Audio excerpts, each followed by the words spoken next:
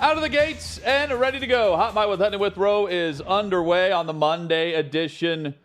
Post what was a crazy football weekend yet again. Live from 6th and Peabody with Yeehaw Beer and Old Smoky Moonshine. We're glad you're with us. If you're joining us on YouTube, streaming live each and every day, you can join Chad live in the chat during the show. Search out OutKick, subscribe to the channel, pound the like button, and we hope that you will join in on the conversation there. If you're listening to this great radio partner, we say thank you.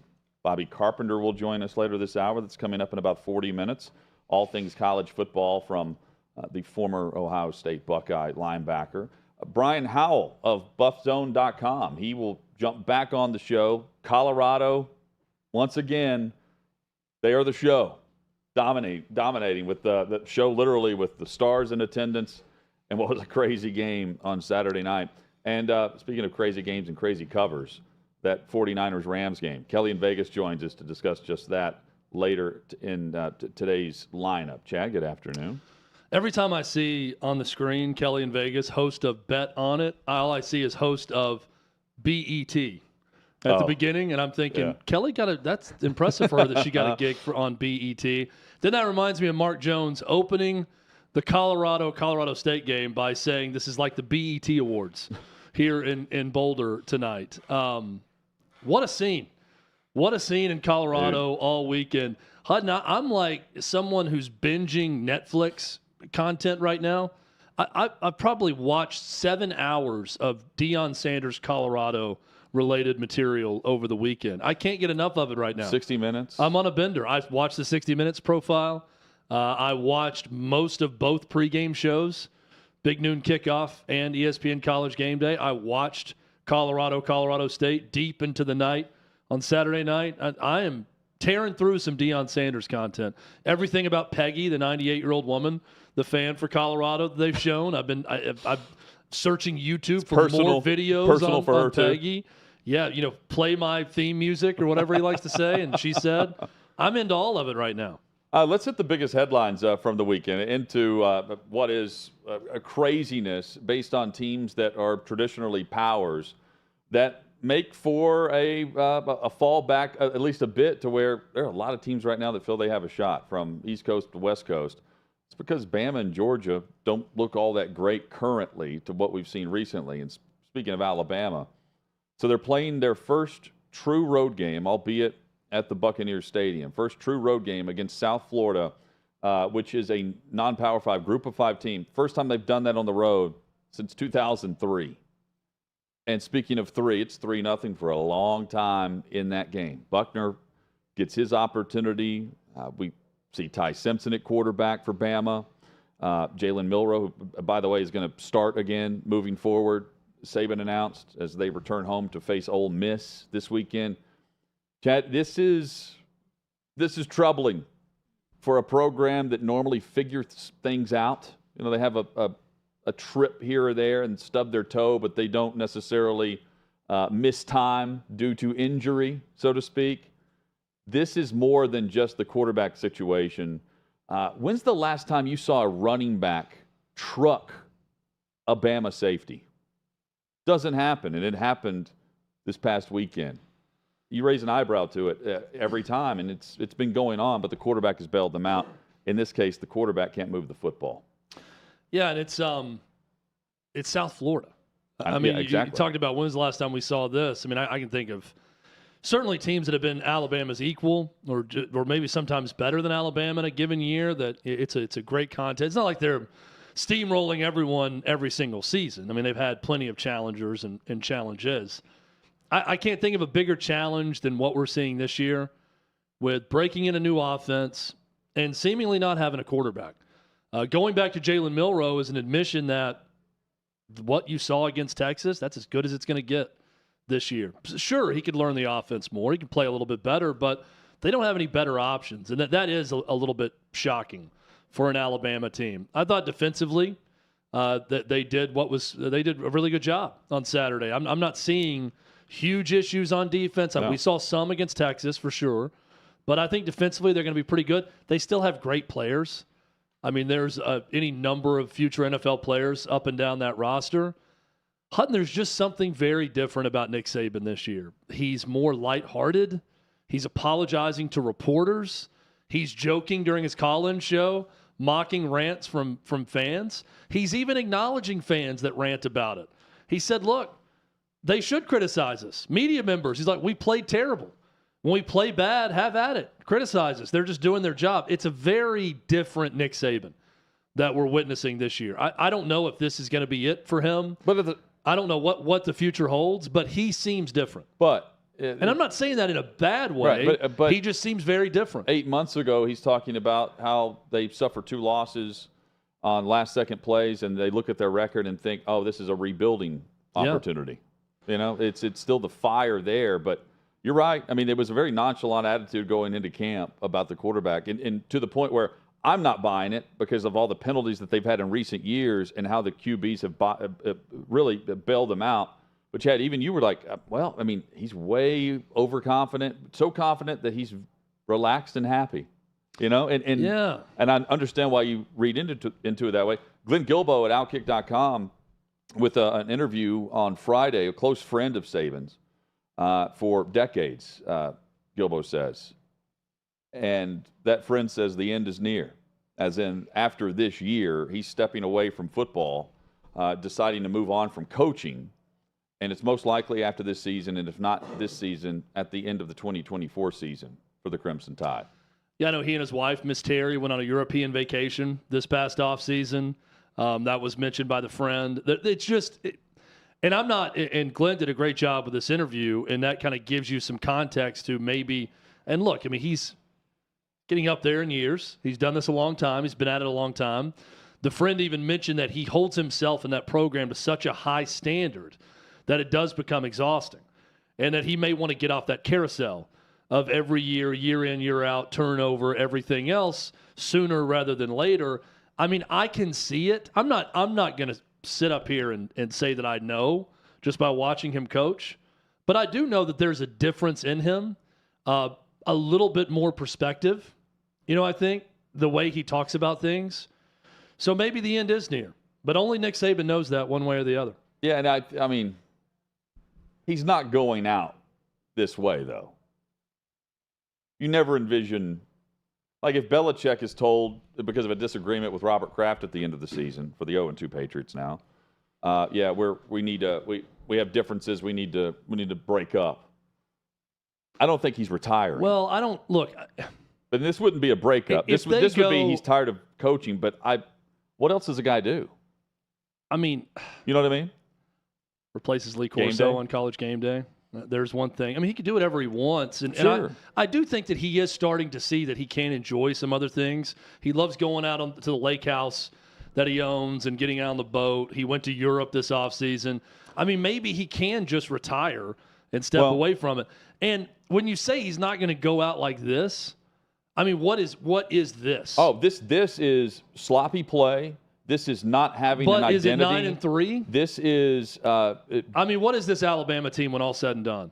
Well, because if it's 5-7, then yeah, I don't think he goes out like that. But I don't think it's going to be 5-7. Well, I think it's going to be like 8-4, 9-3. What is this? This is Nick Saban's team, and they don't know what strength they can count on right now.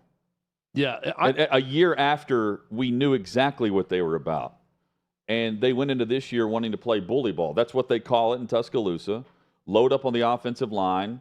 And instead of doing that now, they're with jumbo sets, heavy sets. They're not even throwing screens, which is an extension of the run game to help your quarterback. Going out like this would be going out like other coaches would do because they'd be fired for this effort. I don't see the leadership aspect, especially on offense. They're 13 and 15 on the defensive side are legit. They've got some players there. But again, like safeties getting steamrolled by South Florida running backs, that doesn't happen to Saban's teams. I don't think – look, if Nick Saban wants to call it quits, I don't think it's going to be because out of shame of this year or anything that he's going to decide to come back and say, well, I can't go out. I got to win a national title again to go out on top. I don't see him doing that. I think the bottom line is his staff isn't as good as it has been. They don't have the quarterback they've had to bail them out. I mean, look at the succession plan they've gone through. Tua Tagovailoa, Mac Jones, Bryce Young, Jalen Hurts before that. I mean, we're talking first-round pick after first-round pick at the position. They've got 2 5-star guys on that roster as freshmen. I'm surprised they haven't tried to pull a red shirt on one of them and give them a look at some point this season. He doesn't have the quarterback. He doesn't have the offensive coordinator. Tommy Rees not getting it done early on. I mean, they got to figure out his offense. He's got to figure some things out.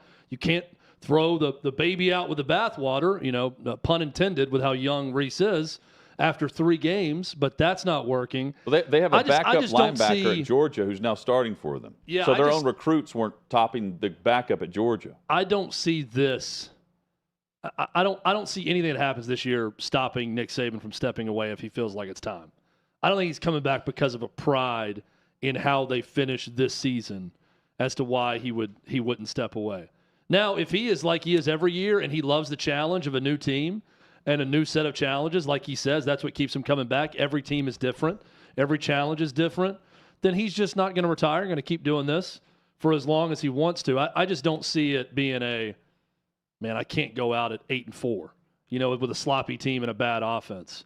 I think if he knows it's time, he'll step away, which does surprise me a little bit because my assumption with Nick Saban is he's going to go the route of a Bear Bryant, yes, or even a Joe Paterno, that he will coach into his 80s or close to it, not Bear Bryant, but coach as long as he can because there's not a lot else that he values as much as coaching and being around a team. If he's stepping away from coaching, my hope is he goes and becomes the commissioner of football for Division I. And that is another great point, Hutton, because one reason he may step away is I think he legitimately hates where college football is right now. Yeah. He's talked about it. The media members get pissed off about it when he talks about the game and how it's out of whack. And Even Lane Kiffin hates it. Yeah, he doesn't like guys getting paid before they do anything. He's all about NIL once you get to school, and there's some value there that you can make money off your name, image, likeness. He doesn't like what it's doing to recruiting. He doesn't like the transfer portal, much like every other coach. There is this, every time I see an Aflac commercial, I think of this just grand juxtaposition and divide of college football past and college football future. When I see Nick Saban and Deion Sanders share a screen together, that is college football past meeting college football future. Deion Sanders is asked, who's the greatest coach in college football? And after he shows his bluster and says, where's a mirror? Show it to me. And he jokes, the guy says, do you think I'm really going to sit up here and say someone else when you ask me that question? It's me. But then he gets very solemn and says, but there is a guy, Nick Saban, that I value my relationship with him. And every time we shoot a commercial together, he is my teacher. I am a student. I soak up as much as possible. So without saying it initially, he does say Nick Saban is the greatest coach currently in college football. But I think about that, Hutton, and I see this is where the game is going with Deion Sanders, who embraces all of it, right, and is the show. And maybe Nick Saban is where the game was, kind of still is, but is not going to be 3-5 years from now. And maybe Nick Saban doesn't want to be a part of that college football. Well, fair, but he also, Nick Saban embraces the transfer portal. I mean, they had their opportunities. They're Alabama, and they went with Buckner in the transfer portal. They've also they took the best offensive lineman at Vanderbilt to start last year at left tackle. So yeah, because he doesn't like something doesn't mean he's not going to utilize it to try to win. Right. I mean, he's gonna play within the rules. So when NCAA change it, I'm saying he never liked the transfer portal being wide open. He wants guys that go to a school to stay, right, and not have to. But if it's open, then yeah, he's going to utilize it like anyone else. Jermaine Burton is another example of a guy who got from Georgia that's been a big playmaker for them. I only, from Saban's perspective, it's not a flippant, random thought that he's stepping away after that. I don't know why you go into this season not doing more if, in fact, you know it's your swan song. I am surprised, given their problems at quarterback, that by 2 things. One, if Tommy Rees is such a bad fit with this group of quarterbacks, why they didn't try to do something else in the transfer portal or bring in an offensive coordinator that was more aligned with what Jalen Milroe was going to do. If Jalen Milroe is some talent that they have to nurture, but I don't think they see it that way with him. But he's clearly he's probably the best offensive playmaker on the team because of what he can do with his legs. So you got to devise some sort of offense around him. Saban knows that. He's saying that now at today's press conference.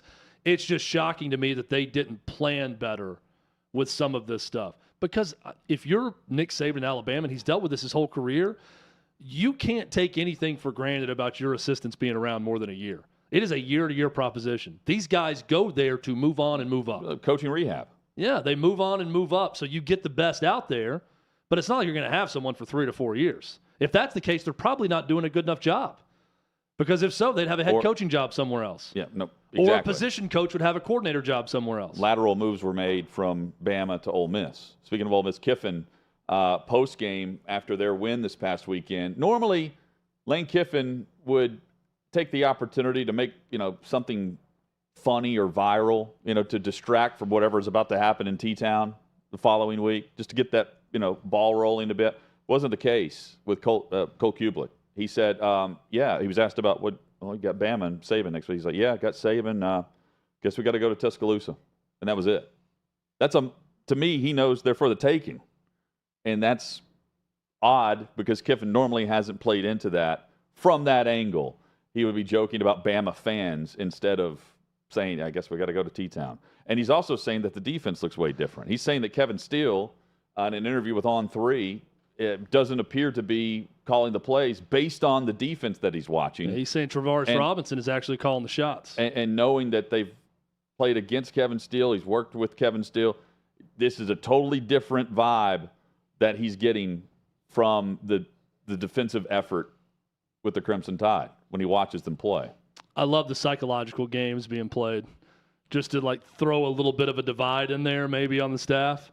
That even if they don't want that public or it's not happening, that they can all start questioning each other now. And I love how you're saying we've been preparing for that accordingly. By watching South Carolina film for when Robinson was there. And he's done a good job. They have good players too. More headlines next.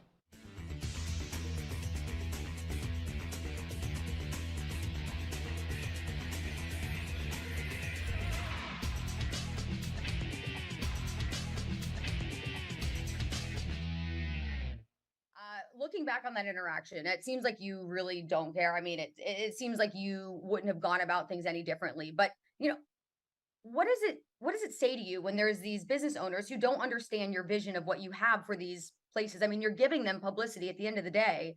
Even if you're not giving them the best review on the board, you're still putting their name out there on a platform that allows millions of people to realize their business when otherwise they probably would have just remained, a smaller business.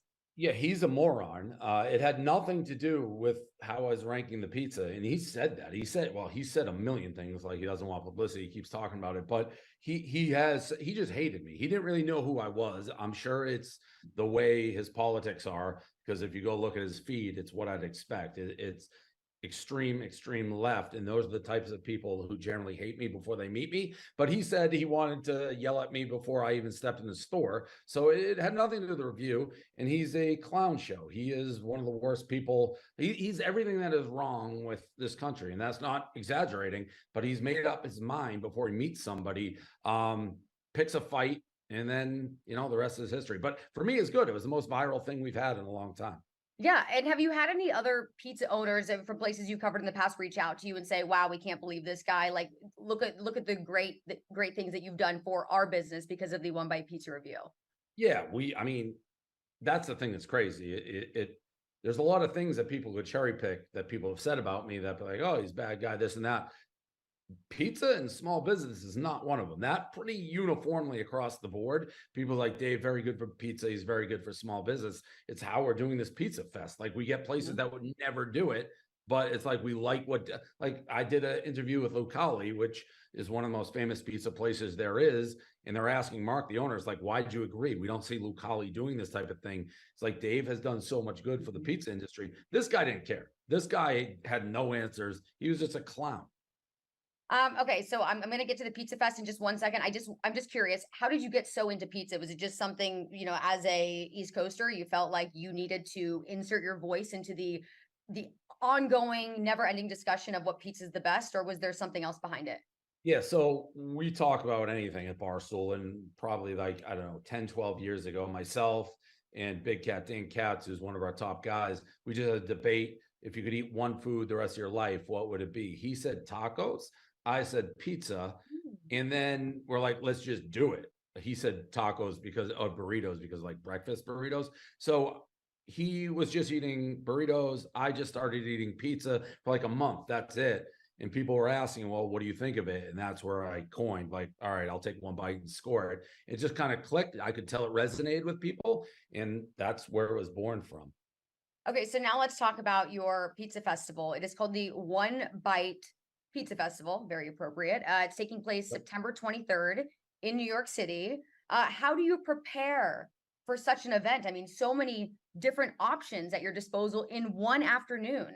Are you going to have to just forego pizza for the next couple weeks to really prepare yourself? Well, I'm a trained professional. I don't know about the people going to it. I eat so much pizza, I'm probably better prepared, but I do think that will be a challenge for people going because we have so many great places. People have asked how this came about, and it was always suggested, hey, you should do a pizza fest.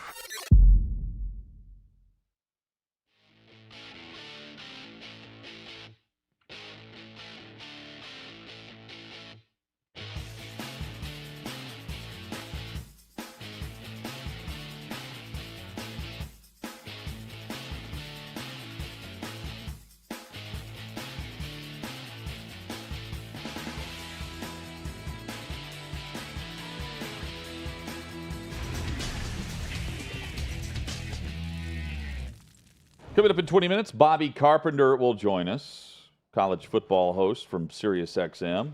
Always great chat there, recapping the weekend. I'm with Hutton and Withrow across the OutKick network. We've got the best and worst, the alphas and betas of the NFL and college football weekend and across anything, really. Certainly an alpha move by the Kansas City Chiefs to elevate the money for their quarterback, Patrick Mahomes. Some breaking news, Ian Rappaport reporting the restructured contract for Chiefs quarterback Patrick Mahomes, who was around 8th in average pay. He's now been elevated to that of the top quarterbacks in the game right now. He's the best. The deal resets the cash flow. It guarantees for the quarterback market here. In the restructured Mahomes agreement, he now receives $210 million between this season and 2026.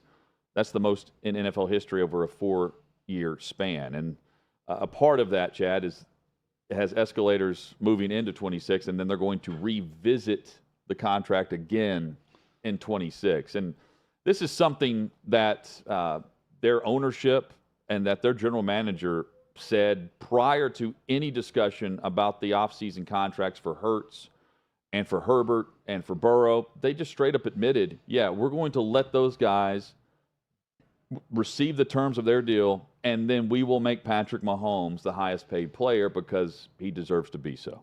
What a franchise. I mean, what a spot to be right now. If you are a Kansas City Chiefs fan, it's a smart move by them. It's a smart move by Patrick Mahomes. And I watched that game yesterday and think, Kelsey, Chris Jones, back, Chiefs go on the road, get a nice win. And it's just such a feeling about that group that ultimately, even if there are some struggles, which there's always going to be in the NFL, there's always going to be adversity no matter how good your team is, that they're going to find a way to get it done. And now Mahomes definitely going to get done. That 4-year window, 2023 to 2026, all that money now guaranteed in this restructuring, making him the highest per year guy in the NFL. Well, and it brings up his total guarantees to $270+ million since he signed this original contract in 2020. And this also explains why Chris Jones isn't going to get a mega deal in Kansas City.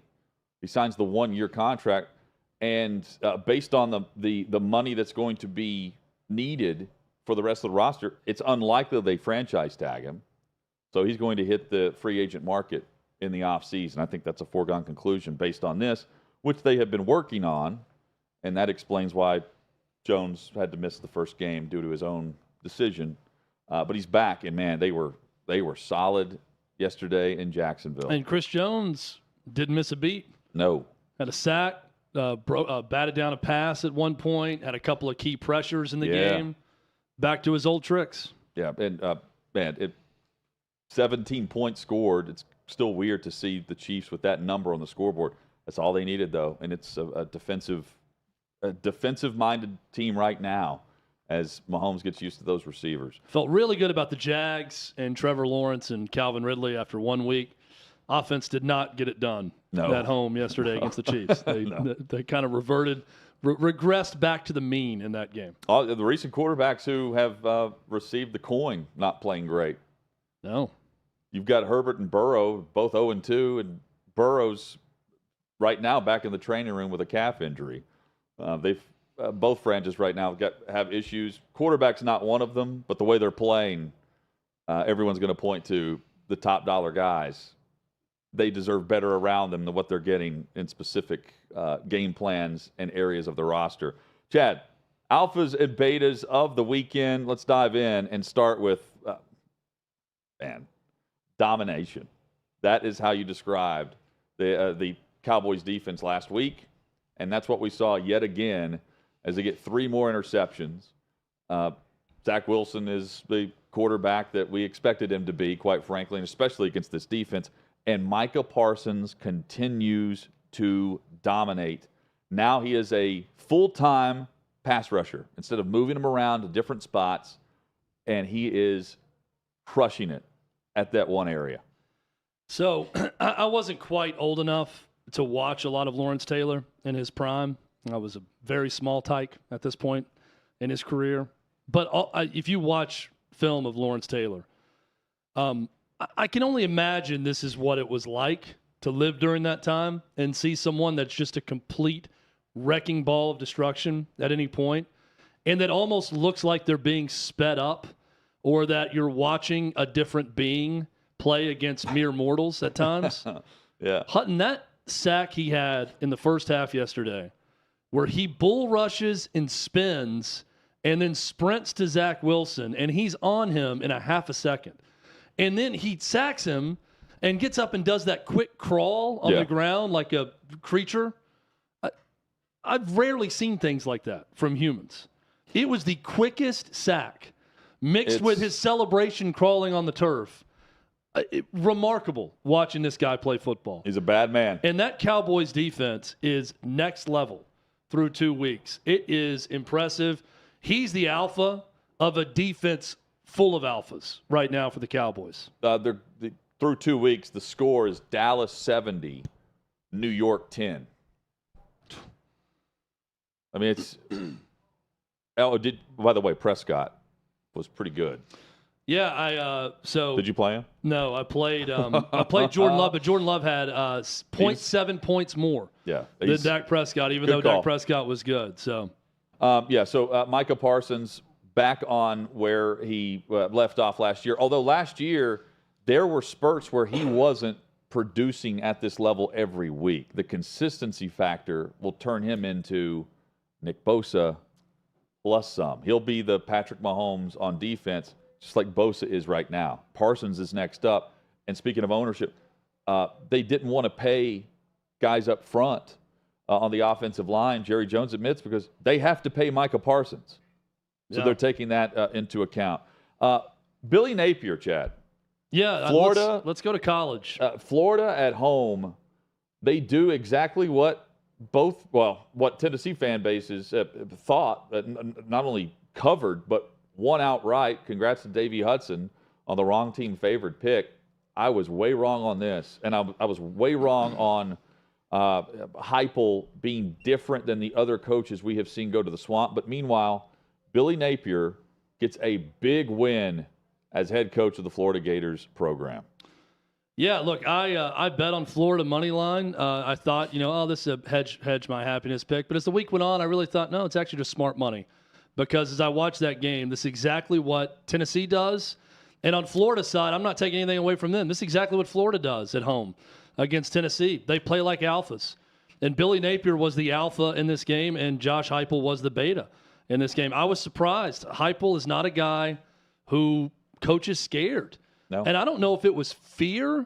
I don't know if it's a lack of trust with his quarterback or his offense or what's going on, but there were some very odd play calling decisions and very odd moments in this game from Josh Heupel, who's done a very good job at Tennessee. This was not a good game.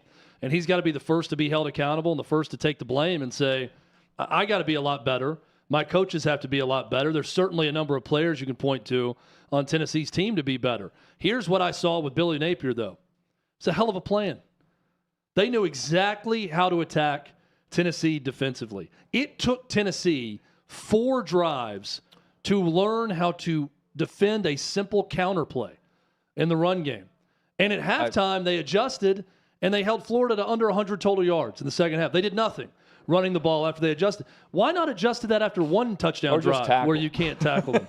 Well, the one was a bad, the Kamal Hadden where he played shoulder bumper cars on the running back and almost sped him up. I don't get that for the touchdown was terrible. You're right, though. Hey, I think he should have been benched, honestly, Napier, after trying to make that play. With a loss. Or not trying to make that play. What's the storyline for Billy Napier this year at Florida? It's whether or not Florida's going to pay his buyout. It completely revitalized his tenure at Florida right now. So Tennessee, look, this game, from a personal standpoint, was more important for Billy Napier at home than it was for Josh Heupel, only because Josh Heupel already has the card he can play of, hey, remember when we were predicted to be 10th in the SEC and we went 11-2, and beat Clemson in a New Year's Six game? He can point to that. Billy Napier can't after year one. Billy Napier points to a season where they couldn't win at a big level with Anthony Richardson, who, by the way, looks pretty good before he got concussed in this game. But that was a masterful coaching job. I thought Austin Armstrong, their 30-year-old defensive coordinator,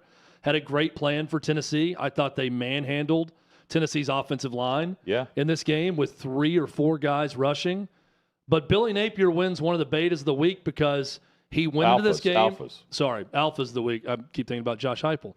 Billy Napier wins one of the alphas of the week simply because he came into this with a great plan. They executed it masterfully. I still don't think Graham Mertz is that good. I don't think this offense is that good. But they did exactly what they needed to do to move the ball down the field. Took Tennessee way too long to adjust. When they did turn the faucet off Florida offensively in the second half. But by that point, it's 26-7 at halftime. And it took a couple of fourth down plays for Florida's defense to win the game, and that's what they did. Huge win for Florida. Really bad night for Tennessee. And I think it's sort of a reality game for the Tennessee Vols where you leave it saying, not a great program. Good program. Good programs can rise up and win 11 games and win some huge ones. Good to really good programs.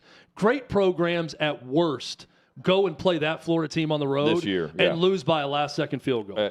And that's when they're playing at their absolute worst. Great teams don't go and completely piss down their leg the way Tennessee did with false starts, with poor play on the line, with a fifth-year senior jumping off sides on an obvious play to try to get them to jump off sides on a fourth down. Great programs don't do that. Tennessee's trying to get to become a great program. They're not yet. Good quarterbacks and then bad quarterbacks, and Baker Mayfield somewhere in between. But our final alpha of the weekend, he had one of the best performances of his career yesterday against the Chicago Bears for the 2-0 Tampa Bay Buccaneers, where the former Sooner completes 26 of his 34 pass attempts for 317 yards. He has a touchdown, no interceptions. He did not take a sack. Mobility also a key factor here. And it was a not perfect, but near perfect performance for Mayfield, who is trying to be the reclamation project. Dave Canellis did it last year as the quarterback coach in Seattle for Geno Smith. And through 2 weeks, week 1 was a defensive performance for Tampa Bay. Yesterday, Baker Mayfield stepped up and showed why he's deserving of more than just a one-year opportunity if you're a team looking for some quarterback competition. And who knows, maybe he ends up getting a starting job if he can continue at this pace. Who would have thought that this would be the best start in Baker Mayfield's career through 2 games statistically? And the Bucs are 2-0. I mean, I fully expected them to be in complete rebuild mode, even in a bad division this year. And here they are. Their defense is holding teams down. Baker Mayfield's playing efficiently. Super impressed with him. And he's got some receivers around him now. Yeah, and sometimes, it wasn't the first rejuvenation project that worked in Carolina. It worked a little bit better when he got his chance with Sean McVay with the Rams. Yep.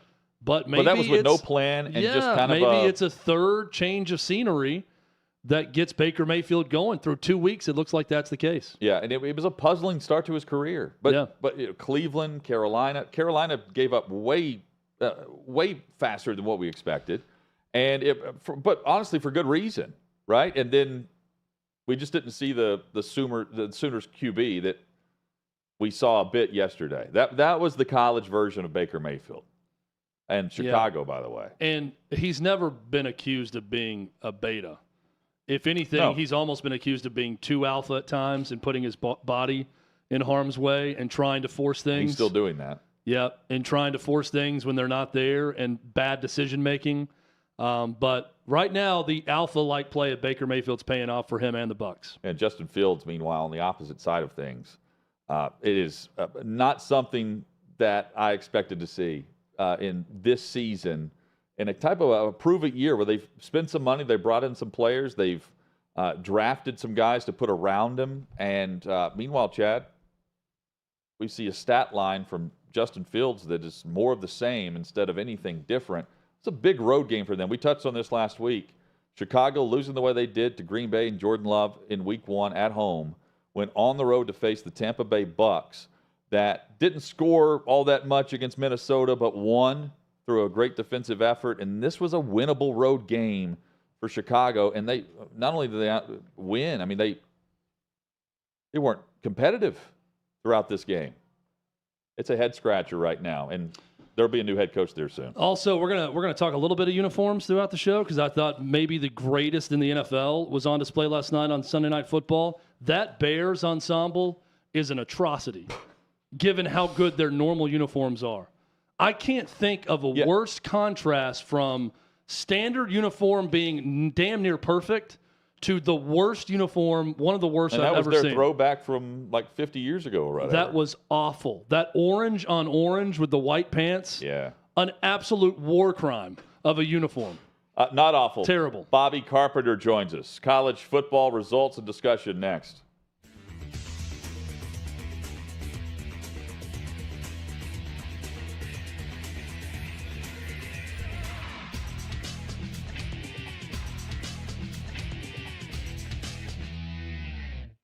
I'm here at the Big Machine Music City Grand Prix, but that's not the only big race that's on people's minds. Let's go talk about it. There's no way Biden can win again. There's just no way. Even the people that voted for him because they didn't like Trump, now at least have to see like senile, not all there. Probably won't be alive for 4 more years. Are you a Trump guy? Or are you a DeSantis guy? Or someone else? I don't like any of them.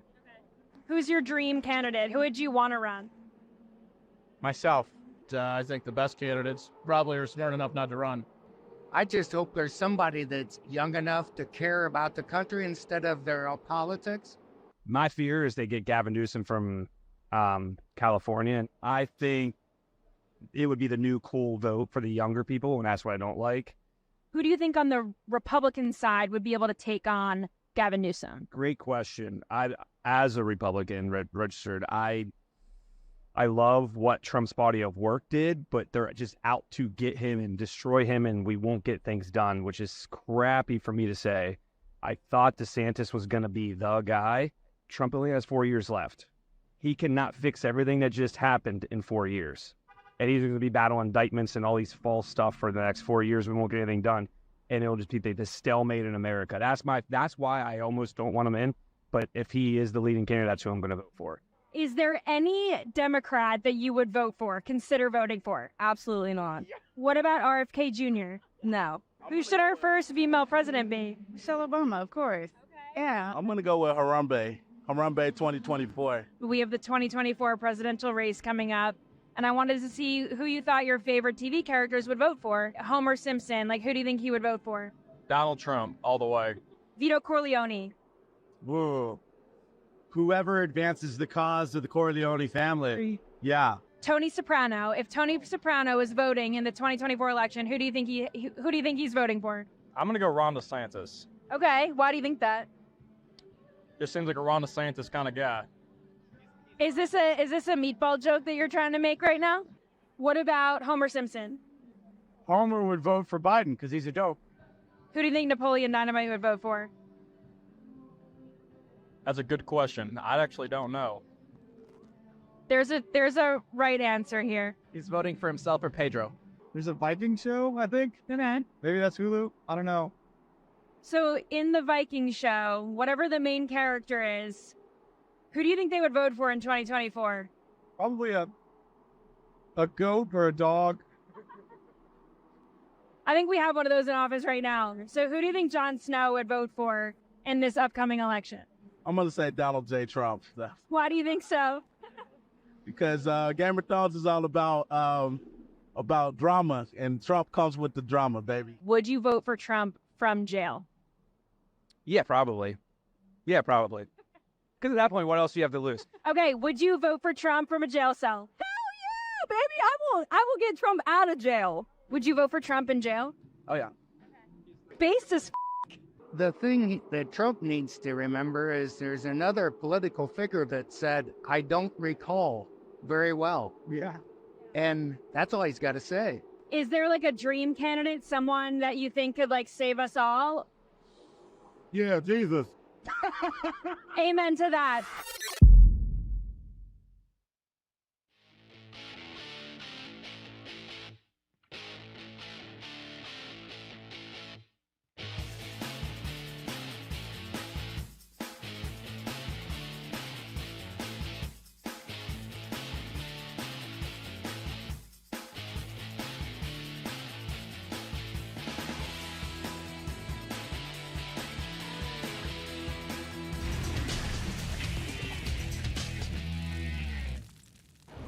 Sixth and Peabody, our location with Yeehaw Beer and Old Smoky Moonshine. Hot Mile with that and with our rolls on. Coming up, Kelly in Vegas will join us with the Rams and Niners finish where he kicks the field goal late, very late. That affected the line. A lot of bettors, wagers, spreads. You either covered or you didn't right there. A lot of money changing hands with that field goal. Yeah, eyebrow raised. We'll ask Kelly about that coming up. We'll also touch base with Boulder, Colorado a bit later in the show. Right now, though, we say hello to great friend, great college football analyst, Bobby Carpenter, Sirius XM host. See him on McAfee and more. Good to see you, man. Hope things are well. Oh, going well, gentlemen. How is your wonderful Monday? Perfect. I mean, I love this college football season. It does feel a little bit shook at this point, Bobby. How do you with describe what we what you've normally presume about college football, it certainly feels a lot different. How much of that is just Deion Sanders in Colorado? How much of that is legitimately looking around and seeing a lot of other possible contenders? I think Deion Sanders' disruption is a large portion of it. Believe me, he swallowed up a lot of the air the last, whatever it has been, couple weeks. Since they beat TCU, the eyes of the nation have kind of been on them, and they followed it up 2 more times and had a great game, close win, maybe much closer than people expected, but I'm curious to see the number on that. I'm sure the ratings are fantastic, even though it kicked off at 10 o'clock Eastern. I mean, I was fighting my tail off to try to stay awake to be able to see that thing. Usually the midnight hour, that is a tough one if you've been up watching football all day long, especially I do my show on XM before that, so, up 7, 8 in the morning. So long day, but it's captivating nonetheless. And then I think the other piece of it, as you alluded to, is the fact that I don't know if anybody could sit there and clearly define who the best team in college football is. I don't know if you could clearly define who the best 3 or 4 teams are, regardless of order, when you start looking at how some of the teams have played, what they've looked like. Last weekend, there were 0 ranked versus ranked matchups, top 25. And it produced a number of fantastic finishes, a number of terrific games. This week, there's a ton. There's I want to say 7 or 8 games that are going to feature top 25 opponents as we kind of get into conference play. And you look, Florida State looked invincible, not so much on Saturday. I mean, Bama looks like they've struggled. You saw Georgia, look like they sleptwalked for a half against South Carolina. You watch Missouri beat Kansas State, who a lot of people thought could maybe challenge. Big 12 Texas had their hangover game. I mean, you could go down the list. I mean, LSU came storming back, and then, guys, I don't know what the heck was going on in Tennessee. What type of water they're drinking there where they cannot win in the swamp regardless of what happens? Because I thought for sure, I'm like, they're giving me 7 points. You only have to lay 7. Then by the end, it was like knocked down to like 5.5, 5. Thinking this Florida team, they were on life support after they played Utah. And so all these things happened that produced a fantastically fun weekend. But I don't know if anybody really knows anything. And we're about a quarter of the way into the season. It's a good reminder, Bobby, and you brought up a lot of the highlights, that college football is very much a week-to-week proposition for most teams nationally that aren't the truly great programs and great teams, right? And Florida State may fall in that category. Had a great opportunity for Boston College to win that game, and Florida State had to take it in the end. I want to ask you, though, about Tennessee, because we just got done talking about this. And watching all of Tennessee last year, everything felt different than the previous 6-7 years with Josh Heupel. There felt like there was more of a swagger, more confidence, that if they were going to lose, it wasn't because they were going to be scared. And I watched that game Saturday night, and I think this looks like more of the same for the first time under Josh Heupel. Self-inflicted mistakes throughout the game, coaching a little bit scared or at least odd in that game at Florida. What do you make of that, Bobby? Do you just chalk it up to it's a bad history there, it was a bad night for the coaches and players, or is there something else concerning going on when you watch Tennessee in that game? I think it's a little more concerning maybe because Tennessee's been able to run the ball really well this year. And that's kind of been the staple of their offense. They've been able to run it, and they've thrown the ball horizontally. They have not pushed the ball down the field with Joe Milton like they did with Hendon Hooker last year. Some of it, I think, is maybe due to the quarterback. Some of it's due to the wide receiver options aren't quite as good as they've been. But I think part of it is Josh Heupel realizes that, hey, Joe Milton, for all of his physical abilities, and he has many, he is a very, very gifted athlete. The guy can do a ton of stuff with a football in his hand. He can run, he can throw. There's always something to be said. Like Hendon Hooker is a guy who saw it. He threw with great anticipation. He was able to get the ball out of his hand quickly, find the right receiver. His accuracy was really impressive. And so with all of that in concert, I don't think they feel the same way about Joe Milton. And listen, we've only watched him in games. We watched him a little bit last year. And you were hoping that he was going to be a different player than maybe we saw early in his career when he was at Michigan, who is super gifted physically, but just doesn't necessarily correlate to success on the field. And I think Josh Heupel has been kind of trying to insulate that, running the football, more horizontal passes, and hoping that it grows. Well, against Florida in the Swamp, that defense played really well, much better than I anticipated them. And I don't know if they have that swagger, that cockiness, because I don't believe that probably the rest of the team, they probably believe it the same way that they did last season. Bobby Carpenter, our guest on Hot Mic with Hutton and Withrow. Same type of question for both programs I'm going to set you up for here. We could spend the whole segment on one or the other probably. And I think it's easier to answer Alabama than it is Georgia. But your take on what you see when you watch them play this year, start with Bama, but also like Georgia's down 11 to South Carolina. They're a 28.5-point home favorite to the Gamecocks, which I thought was crazy. They're down 11 at halftime, and by the end of the game, I'm thinking, well, they open the second half, they score in 3 of their first 4 offensive possessions, like they win. But what's the perception and vibe you have of the SEC's best right now? You know, it's interesting, especially I thought LSU was better than Alabama to start the season, and I definitely believe so now. The quarterback questions that Alabama had, they still have. I mean, they just announced that, Jalen Milroe is going back and going to be the starter. The guy didn't play a snap in the game. And so that leads me to believe a couple of things. Either, and Nick Saban talked about like not wasting a loss and the ability to learn. And I don't know if he just responded so poorly after that game. They're like, hey, we'll play anybody else. But you saw Tyler Buckner, you saw Ty Simpson. Simpson did some good things. But Tyler Buckner also did some good stuff. But I think we kind of know what he is at this point. I think this Bama team, while incredibly talented, isn't maybe as talented as they've been in the past. Running backs maybe not quite as good. They don't have 4 first-round receivers walking through that door. Offensive line is very talented, but maybe a little disjointed relative to what they've been in the past. And so, yeah, I think there's some issues there. And defensively, they're not so overwhelmingly gifted that they can overcome some of their offensive missteps. Georgia, when you look at them, I still think they're trying to figure it out a little bit with Carson Beck. Like you talked about that swagger, Stetson Bennett had it. I mean, he may have been the walk-on, the guy that nobody cared about, but he won games and people knew it. Yep. And especially last season, you saw that confidence pouring out of him. I think Georgia, they've won 2 in a row. So they will be susceptible to potentially sleepwalking. South Carolina was better than obviously being a 28-point dog, and they're a talented and gifted team. And you saw with Georgia when they put the pedal down in the second half, what they can do. The worry is sometimes you get in those games and you try to go in halftime and put the pedal down, and it doesn't respond. And that's why there's never been a 3-time college football champ in the AP poll.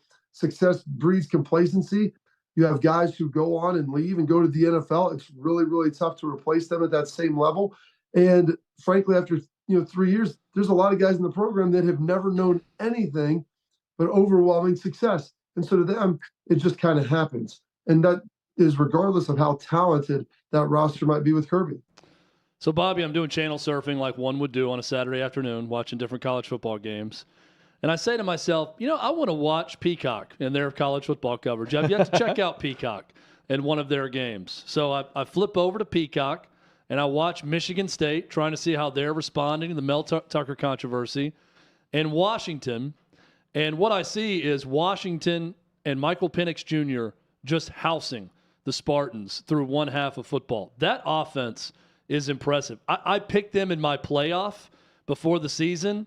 I had high hopes for Washington, but they've been better than I expected through 3 weeks, Bobby. Is this a legit national championship contending type team this year for Washington?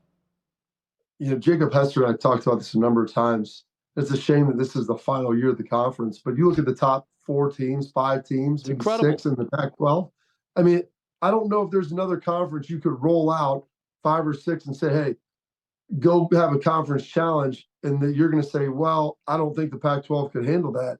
I mean, I don't know. I used to say, like, is USC as good as Georgia? I don't know. After watching everything that we've seen this weekend, I know Washington's really darn good.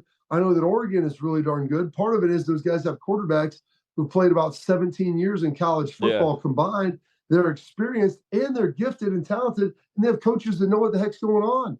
And so if you have a guy who's played a lot of ball, has the skills, has a team around him, and the coach knows how to coach the game on both sides, you're going to be pretty stinking good. And that's what we see out of those 2 teams. So, I mean, Washington is as advertised. They're getting into that gauntlet right now where you're going to start to see all these teams play each other. And, man, I cannot wait for it. Because as we factor this stuff in, we talked about Utah. Look at the beating Utah put on Florida without their starting quarterback, without 4 or 5 starters. Now, granted, I know it was at home. And then I go watch Florida beat the heck out of Tennessee. I don't know if you can go straight transitive property on that, but I mean, they've got some good football out there. And a lot of it starts at that quarterback position because those guys have been so experienced and they're not going to lose you games. Frankly, they're going to go win them for you. Washington finishes the season. USC, Utah, Oregon State, Washington State. Right now, all games are top 25 matchups. And it's crazy to think the Pac-12 could be the first conference, first team represented with a 2-loss opportunity at the playoff. There's a chance that they could get 2 schools in, which they're the conference that we always talked about getting left out. Yeah. You have a 2-loss champ, and depending on how all that shakes and breaks, let's say Notre Dame keeps taking care of business. USC doesn't win it, but they beat Notre Dame, who would be a top tier team. We always assume it'd be the SEC, maybe the Big Ten. Okay, now all of a sudden you look west, and it is remarkable all the skill that they have. And frankly, guys, you look at the rest of college football, and it comes down to the quarterback position. Ohio State was kind of struggling a lot. It looks like they've got things figured out, but we'll see. They're going to South Bend this week. But all of these teams, if you don't have that veteran quarterback, it doesn't matter, the talent around it, because it's really, really hard to have that, to be able to have success without that signal caller. And I think you're seeing coaches try to draw some things back, saying, let's just not make a mistake. And then, like you said, you go look at Washington, and boy, they'll let it rip, zing that thing down the field, and let's race you to 80. Hey, we've got exactly 1 minute left, but everyone knows you're a Buckeye, but you shoot us straight. Right now, 3 weeks in, are you taking Penn State, Ohio State, or Michigan? After what I saw last week, which I kind of led that to believe, I would take Ohio State. If they would have struggled against Western Kentucky, and if they would have given up a lot of points, Western Kentucky scores the stinking football. I was more impressed with them holding them to 10 after they hung 41 on South Florida to open the season. Penn State And Aller being able to go on the road, first true road test in the conference, winning there. It's a fun round robin this year between those three. It's not just Ohio State, Michigan this year. Maybe. We'll see with Penn State, but it looks that way. Bobby, appreciate you, man, as always, and we'll catch up soon. Thanks, guys. I appreciate it. One of the best right there. Bobby Carpenter at BCarp3 is where you can follow him. Washington's offense is fun to watch. The Pac-12 and offense. the way Penix can distribute the ball, and he doesn't have a huge arm, but is just so on time. He's got like four receivers. The lefty delivery reminds me of Tua Tagovailoa with the just placement of the ball within that scheme and how he knows where to go with it. It's fun to watch. That's a good Washington team. Coming up, we discuss 3 quarterbacks in the NFL that helped save their team from what would be a surefire disaster season with an 0-2 start. And we discussed Colorado State, who brought physicality, and it was a fun game in Boulder against Prime Time and the Buffs. That's next on a Hot Mic with Hutton and Withrow across the OutKick Network.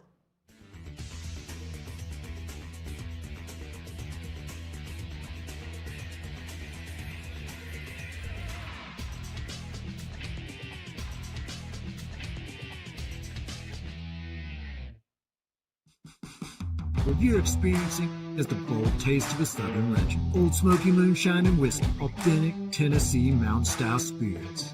We believe in crafting flavors that were born from tradition but defy expectation. And pioneering a new experience with every sip. Because if it doesn't do this, it ain't this. Old Smoky Moonshine and Whiskey.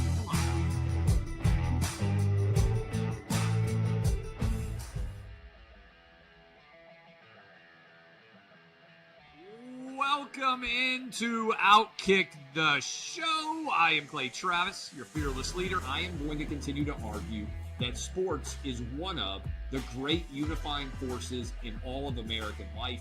ESPN is a sinking ship. Democrats are now the party of the white, woke college graduate.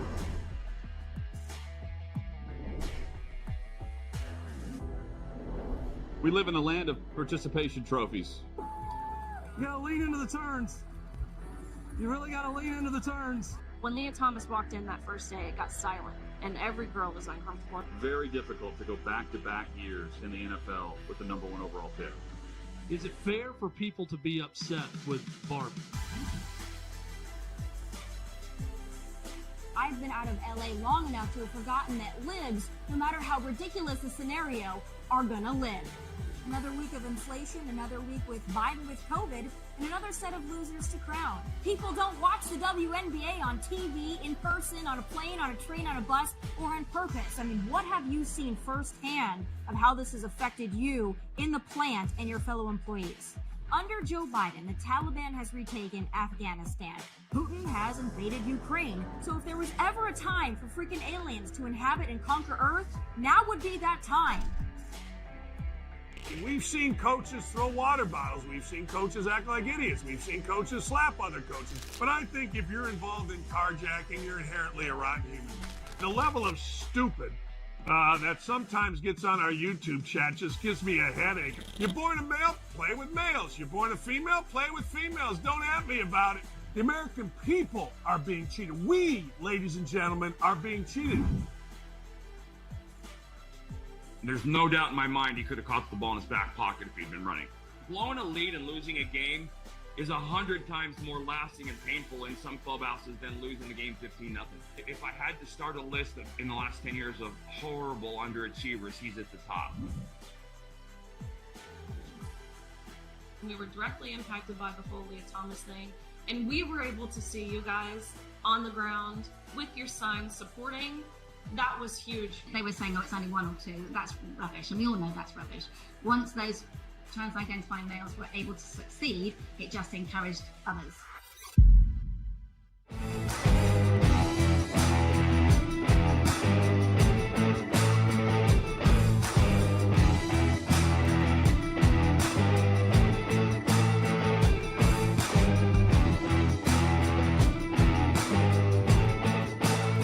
Old Smoky Moonshine and Whiskey.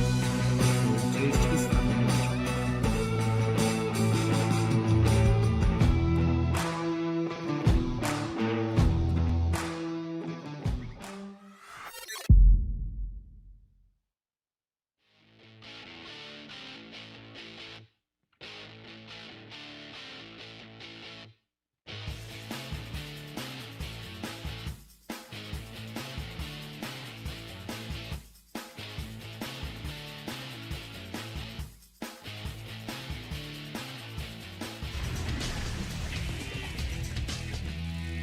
Just like that, the second hour is here. Hot Mike with Head and Withrow across the OutKick Network. Glad you're with us on this Monday edition. 6th and Peabody location with EHA Beer and Old Smoky Moonshine. Coming up, we'll discuss Colorado State, and a tight game that I didn't expect. It was not a good wagering weekend for me, Chad. I don't know about you. It was better. It was better. My picks that we'll display on the show probably won't show that it was better. Okay. But much better. I was in the plus column this week, gambling-wise. So that's a step in the right direction. If you haven't taken your shot with PointsBet, now is the perfect moment, and here's the big reason why. Exclusively first-time PointsBet users, you can grab this unique offer. PointsBet users get up to $1,000 in second-chance bets. If your first bet doesn't go as planned, PointsBet has your back with a second chance. Get this offer by visiting OutKick.com/bet. You complete the registration process with PointsBet and make your first bet. If your first bet happens to lose, that's when the second chance bet comes into play there. Remember, terms and conditions apply. You got to be 21 or older and legal gambling states. Gambling problem, 1-800-GAMBLER. Head over to OutKick.com/bet right now to snag this offer. That's OutKick.com/bet. Some breaking news up in East Lansing with Michigan State. Reports now, and I'm reading through On3, and other outlets are now tweeting this too. Mel Tucker's third season at Michigan State started on the right foot on the field, but the wrong foot off of it. And Michigan State has officially terminated Mel Tucker for cause today. After they suspended him with pay at the start of this ordeal, he is now out in East Lansing per a release from the athletic department. So this is what Brett McMurphy initially reported has now come to pass. Looked like he jumped the gun on it, but what I said at the time, I thought he was just reporting what was going down before they had that hearing or whatever. And then now that you've got Tucker even saying he thinks the hearing is a farce, well, they're not going to hold it now, I guess. Well, I think what that happened was October 5th. Whoever McMurphy's source was probably told him, yeah, it's happening. It's just not formal, official yet. They've got to dot their I's, cross their T's. They've done that now. And the inevitable, what we knew was going to happen when he was suspended indefinitely, Mel Tucker is out as head coach. I need to go ahead and get the Michigan State hot boards ready to go. I don't know who's on their hot board to replace Mel Tucker next year as head coach. Well, what do you do after you've spent $9.5 million to pony up? And the coaches that you can attract based on that price tag, that clearly – I mean, you're up there in the top 20, top 10 paid coaches with Mel Tucker that you thought was going to leave for LSU, so that's why they did it. And, Chad, I mean, if you're willing to pay that and you have the AD that is there and handling this with Howell, who is a Michigan State guy through and through, former player, do you run it back with the big money or just try to stay in-house and see what happens this season? Because the first game did not go well with the plan. And you never really know how that's going to go. But 9 times out of 10, I roll with the interim. Then that was not the case getting Washington at home. Yeah, I mean, they're going to roll the interim, the rest of this year. No, I'm saying roll with the interim on thinking they can turn it around for a game or two. Yeah, you think you're going to get like an initial spark that eventually fizzles out with the interim coach. A lot of distractions last week, and Tucker is adamantly denied any of the allegations that were filed through the Title IX complaint. Well, here's what you don't want if you're Michigan State. You don't want to just get played by every coach to get a raise because you have this big shining billboard that says, oh, this school pays $95 million to coaches they like. So a lot of coaches that are going to be in the market for a raise their current spot will say, hey, Michigan State, let's get our agent on the phone with Michigan State because they pay, and even if I don't leave for Michigan State, I'm going to get paid where I'm at currently. That's going to happen with some big-name coaches, so you have to be leery about getting completely played if you're Michigan State on this. Here's a couple names. I'm looking at SpartanWire.usatoday.com. Okay. This is the USA Today Michigan State beat. They have Kalen DeBoer listed at Washington. That, to me, would be a stretch. Here's one that I think now may be doable. Matt Campbell at Iowa State. who just 2 or 3 years ago was the hottest name in coaching. And now could have had his pick of jobs, and he just kept getting raises at Iowa State. And now he's losing his head and losing his now mind over being told he's on the hot seat. I don't think he's on the hot seat at all at Iowa State, but he's certainly not the same hot name that he was in coaching a couple years ago. Lance Leipold at Kansas, Chris Kleiman at Kansas State, some other names listed. Here's an interesting one. We should have asked Bobby about this. Brian Hartline at Ohio State. Oh, that is interesting. Who is the probably, I think, the most highly thought of recruiter in all of college football at Ohio State. At the wide receiver angle, yes. So the other key part of this story where MSU, Michigan State, not only plans to fire Mel Tucker for cause, but the reports are they've done that, and that's coming directly from the AD through a statement. And hey, so they're doing that with cause. That's the storyline. And so the big discussion last week was the language in the contract. It's very broad. And there is a early termination provision and line item C. The coach engages in any conduct which constitutes moral turpitude or which the university's reasonable judgment would tend to bring public disrespect, contempt, or ridicule upon the university. Yeah, I mean, those contracts and those clauses are always so vague for this very reason. So that you can claim it legally and get out of a contract if there's anything remotely that shines a bad light on the university. And let's also look at it from the flip side of what they're doing. They're saving $80 million. So this may be, for those assuming they'll just jump right back in, this may be their sign saying, no, we're not going to give a contract like this again. We're saving. I mean, they're definitely not. Like the only reason they gave Mel Tucker that contract was because LSU was calling. Yes, and he was so good out of the gates, and everyone assumed, well, he's not going to stay there. He's going to go to a big SEC job where he spent a lot of his career, and he's going to leave. So we got to pay this to keep him, and now he's going to be this hot name in recruiting, and Michigan State's going to be great, and it fizzled out. They overpaid for Mel Tucker, and I really think part of this is Mel Tucker made a huge mistake and was very dumb and all of that. But a big part of this is, do we really think if Mel Tucker continued with that early success that they'd be so quick to dismiss him, or would they fight for him? Not on this. They'd be fighting for him right now. Now they see a way to get out of all that guaranteed money. Yeah, they would be diving in to let the process play out. The typical statement that you see that's also very broad and brief. Just like the contract language there. Here's an interesting name. Dan Mullen at Michigan State. Yes. Mullen. Someone else threw out Chris Peterson. Yeah, but Could you get him out of retirement for how to much? go to Michigan State? You're going to have to pay top dollar for Peterson. I mean, probably for Mullen, too, to get him out of TV and how much he's making from his buyout at Florida. It's just... That's the thing. Like, if you're not going to pay, then who are you going to have jump into that spot? It's tough, and especially given the landscape of college football. Yeah, now. I mean, I think if you're not going to pay, not top dollar, you look at like Matt Candle at Toledo, or you go hire Sean Lewis, who's the offensive coordinator at Colorado, who was a head coach at Kent State a year ago, to come back to that area. If not for Mel Tucker winning early, is prime time right there last year? I don't know. You know what I mean? I ask myself that a lot with other programs that passed on him. Here's what should have happened. Mississippi State could have hired him. Georgia Tech could have hired him. Yeah. Auburn could have hired him.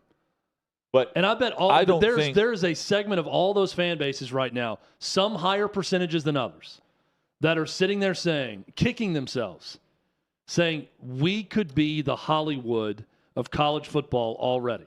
That could have been going on in Atlanta at Georgia Tech, down in the Plains at Auburn, in Stark Vegas at Mississippi State. He was coaching in Jackson, Mississippi. But all of those schools went in a different direction. I mean, it's easy to play this game. Well, in hindsight, everyone could have had him. Well, but I don't think Deion is staying in one place for the rest of his career. No, but he's not leaving after 1 year. No. He's not leaving after one. That's my point. I think it's 3 years minimum. You're not recruiting him now because you're a year late instead of a year early with how this has played out. And Chad, leading into your theme of the college football weekend as we continue for another week, Colorado continues to win regardless of how tight that window was and that game was against Colorado State. It was a physical game, a fun game to watch, and they win it in overtime in dramatic fashion with Shedeur Sanders and what was a great drive throughout. But a fun game and a fun season in Boulder. Well, let me start by saying that was the Colorado team I expected to see at the start of the year. One that was losing by 8 to Colorado State in the fourth quarter. But let's not take that was a Colorado State team who got housed by Washington State. All right, yes, they had 2 weeks to prepare. Yes, it's a rivalry game. But Jay Norvell, credit where credit is due. That dude talked the talk and he walked the walk in that game. He gave them everything they wanted. Also, credit where credit is due.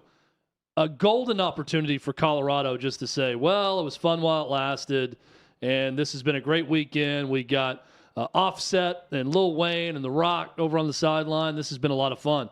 And they didn't mail it in. They showed a lot of resiliency in that game, coming back and winning, and a 98-yard drive by Shedeur Sanders and a terrific throw for the touchdown, threading the needle in the end of it. So credit to Colorado for finding a way to win that game in double overtime and keep the story on them about this team, about this run for another week. That's also the Colorado team that I expected to start this season. But what that did was, in almost this crazy way, a game that everybody leading into is saying, oh, now Jay Norvell's really stepped in it. Deion Sanders going to run the score up on him, which I said, Deion Sanders going to run the score up on him if he has a chance regardless of what he says. He's trying to be the show and continue the show. They provided a better show. Both teams did in this game. Having a close game like that in a rivalry that leads to a double overtime win almost feels even better than blowing out Colorado State in some weird way. Now it gets tougher, but hunting for one more week. Colorado continues to be the epicenter of college football, and that's what we see with that win. I think a loss, and it's a way different. It's still a big story and a great story, but we're talking way different about that team now. It's okay, 2 weeks was fun. Now they're coming back down to earth. Is this team going to win 6 games? That would have been the talk. Yeah. Now, though, it's still, hey, this team's got some moxie. Well, they've got some resiliency. They got something. They have something to them. By and large, though, they're going to be in these tight games in the fourth. They won at TSU the same way, or TCU the same way, right? Like that's Nebraska to me. I think will be the outlier of the season. Yeah, I think they're going to get blown out. Also, and I think it starts this Saturday. Well, we got plenty of time to preview that game. It's either that or it's going to be wins like this. The games they're going to win are going to be high scoring and close. I agree with you. I think that's going to be the mode for them to win is in shootouts. And but they're also going to get blown out at some point. And the Travis Hunter thing, and just a dirty play. Yes. I mean, it was unfortunate to see. You chirp like this as a program. Guys are going to come after you, right? And it's not just one individual player. He's the primetime player, he and Shedeur Sanders. But if you're given an opportunity, players are going to take their chances. That just happens whenever. I mean, you have to. And these guys have been backing it up. Don't get me wrong, but I'm not surprised that there's a safety that has an opportunity to take a shot at him on the sideline and does. Yeah, Henry Blackburn, the safety for Colorado State. It was a vicious hit. And it wasn't just the talk all week. They got into a scuffle pregame where Colorado players kind of came up running their mouth to Colorado State players. I did think they did that Nebraska too. I remember them cutting over from the Tennessee-Florida game to show that scuffle. And my first thought was, well, this is also what you bargained for. This is part of this is part of the deal. If you're going to celebrate Deion Sanders at every turn, like this is part of it also. But I don't think they shy away from it. I think they want to create that. I don't think this is like, they're not going to have any retaliation on us later. I think they want to talk the trash because again, they're also believing they're going in and rolling them. Yeah. No, that's my point. If you're going to be the 2023 with that, and that's what they are, that attitude, that celebrity status on the sideline, everything else, this is the downside of it. What most people would say is the downside.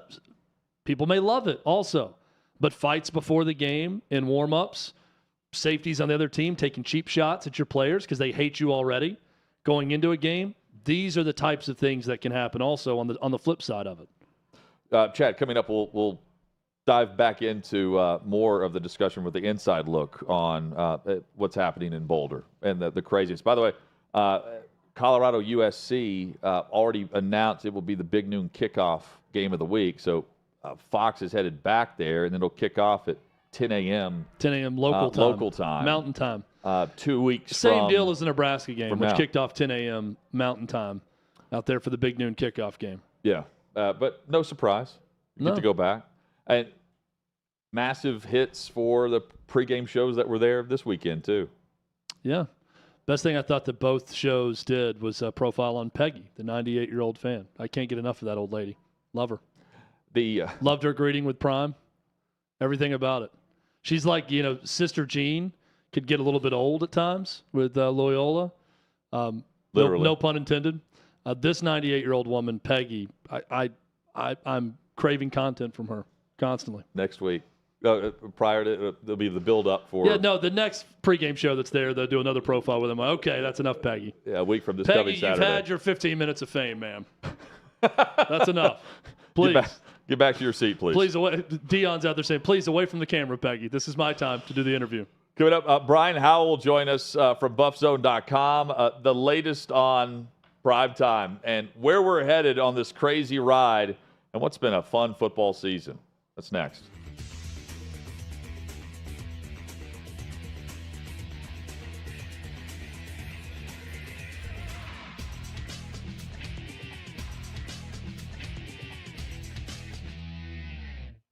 Speaking of whacked out, I don't understand this. I don't know why you do this, but Colorado State head coach Norvell decided he was going to take a shot. He was going to take a shot at Deion Sanders. Now, look, I don't blame you. You got to do what you got to do. And, of course, Ryan Clark on Twitter said, well, it's racist. Everything's racist. Jay Norvell said, I take my sunglasses and my hat off when I'm talking to adults. That's what my mother taught me. Well, Ryan Clark said, well, is that insinuating that Deion's mother didn't teach that? Ryan Clark's an idiot. But this guy might be a bigger idiot, or he might be an evil genius. Let's hear from him. And I sat down with ESPN today, and I don't care if they hear it in Boulder. I told them I took my hat off and I took my glasses off, and I said, when I talk to grown-ups, I take my hat and my glasses off. That's what my mother taught me. So.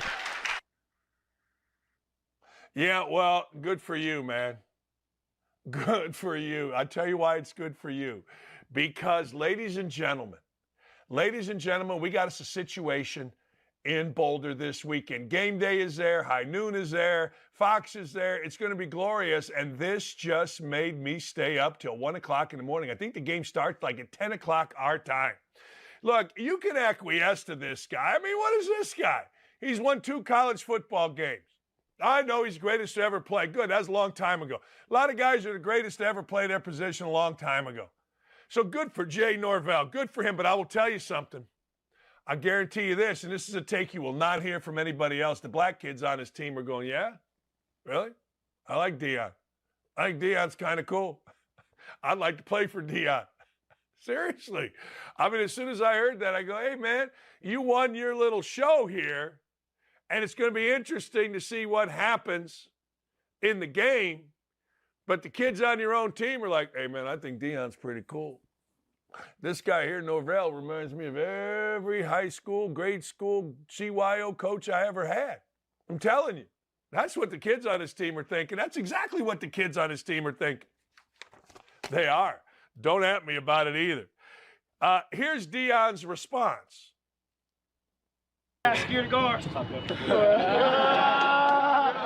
That's Jimmy. Talk to him, Jimmy. What Jimmy? Jimmy, talk to him, Jimmy. Y'all know after the last. Y'all know after the last. Come on, Craig. Y'all know after the last.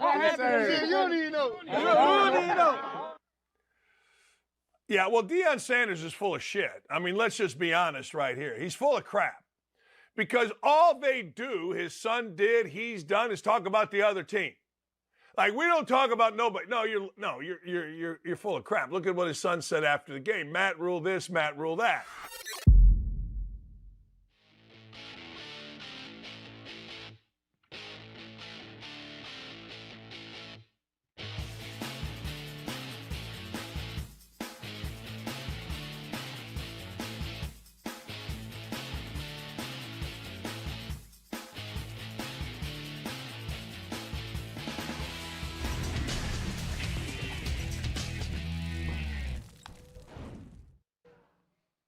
Glad you're with us. Hot Mike with Hutton and Withrow coming up in about 20 minutes. Kelly in Vegas will join us.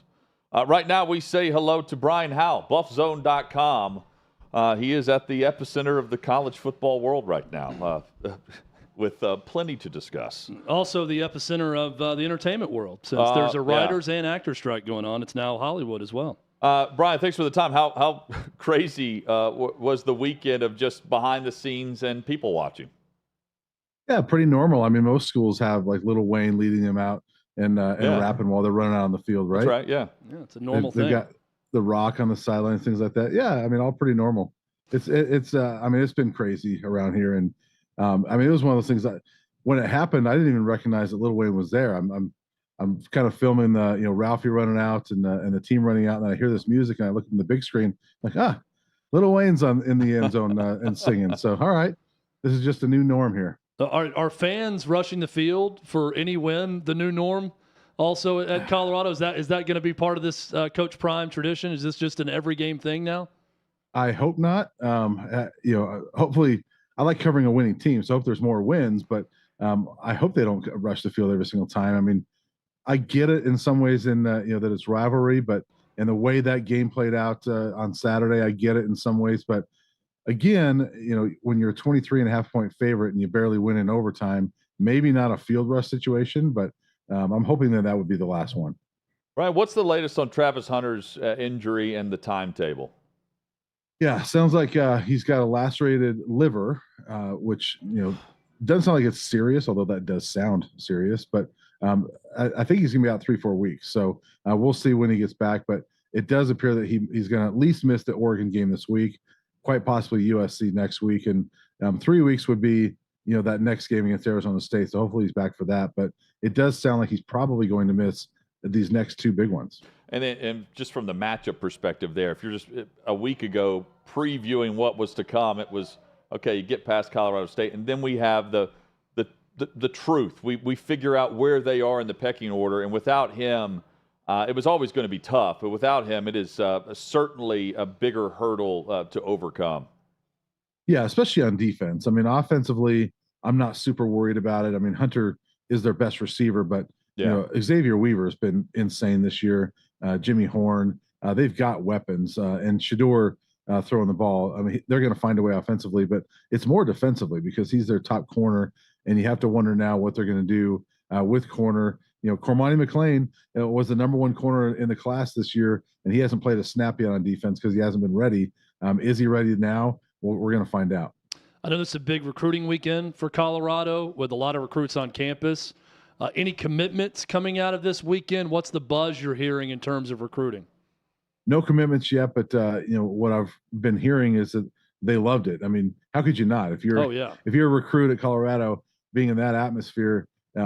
Even though they were expected to blow them out, it ended up being a really entertaining football game and an unbelievable atmosphere. And if you're a recruit and you're seeing things like, Lil Wayne on the sidelines, The Rock, and you get to be a part of that experience, I mean, that's got to sway you. If you're thinking Colorado and another school, that's got to maybe move you to Colorado. Is there any concern, whether it be Rick George, the AD, anyone around that program, with sort of the downside of some of this, the pregame scuffle because of trash talk happening before the game, the retaliation hit, which was dirty, and we're certainly not excusing from the safety on Travis Hunter that was a byproduct of all of this. Is there any concern to that with anyone around the athletic department, or is it simply this is just some of the bad that comes with all the good with Deion Sanders, so we don't care? Yeah, I haven't really had that conversation, since this last weekend, but I might know that, in talking to people throughout this whole experiment, I hate to call it experiment, but throughout this whole tenure, I guess, there's it's all new. And so there's a lot of that. I don't even know if concern's the right word, but a lot of, okay, we got to figure this out as we're going because there's so much that's new with having Deion Sanders there, and they're trying to figure it out. And so I think there's probably some of that. And, some of these things that have gone on, it's been fueled by the opponent in some ways, but, CU has no problem adding some fuel to it as well. So they've probably got to back it off a little bit. But, for now, it hasn't caused a big issue. And so we'll see if it does going forward. What was the tenor, the reaction post game about the hit on Hunter and with Henry Blackburn? Not only his number, but his mother's number was apparently posted on the internet. They've received threatening messages on social media and more. Did you witness any of that or hear any of that just covering the team post game? Yeah, I'm just kind of watching social media and hearing from fans myself that, they're livid with it, and they're upset with Henry Blackburn. And, the funny thing is he grew up in Boulder. He went to Fairview High School. That's right in Boulder. And so his family's right there in town. And Jay Norvell said today that the family's receiving some threats and things like that. That's over the line. I think it was a cheap shot, but I think it's over the line to be threatening him in that regard. I think that it's getting a lot more attention because it's Coach Prime and it's Travis Hunter. I think stuff like this probably happens around the country more so than we think, but it's getting more attention because of the high-profile nature of the CU program right now. But certainly CU fans are livid, and they're trying to find out, is there a way that he can get suspended and things like that? But I think that's up to the conference, so I can't imagine he gets suspended. Been surprised a lot with this team. Surprised with the win and the way they won against TCU. Surprised that Colorado State kept it close, quite frankly, against Colorado after what we've seen. Yeah. What do you expect Saturday against Oregon? Yeah, it's been 3 different games. A lot of times you see a team that they kind of win a certain way. We've seen 3 very different football games, and I think Saturday is going to be really interesting because that's the best team they've played by far. Oregon is obviously number 10 in the country. Should be the best opponent they faced. I think there's going to be a lot of fireworks. A lot of offense on both sides of the ball. Oregon's defense is pretty solid, but Shedeur Sanders is just on the money as a quarterback, and I think there's going to be a lot of points put up on Saturday. What is needed around this program? And what I mean by that is it facilities? Is it an upgrade in how they go about recruiting? Because there's clearly a lot more money rolling in, and there's a chance to capitalize on all this momentum if you're Colorado football. You cover that program when they were bad, and now when they're good. How should Colorado capitalize with this on campus? Yeah, really one of the things when you're looking at athletics and facilities, things like that, their football facilities are very good. But for years, athletic director Rick George has talked about they need to really upgrade the west side of the stadium, which is kind of a dump. The press box is, I've been in that press box so many times. I love it there, but frankly it's one of the worst press boxes in the Pac-12.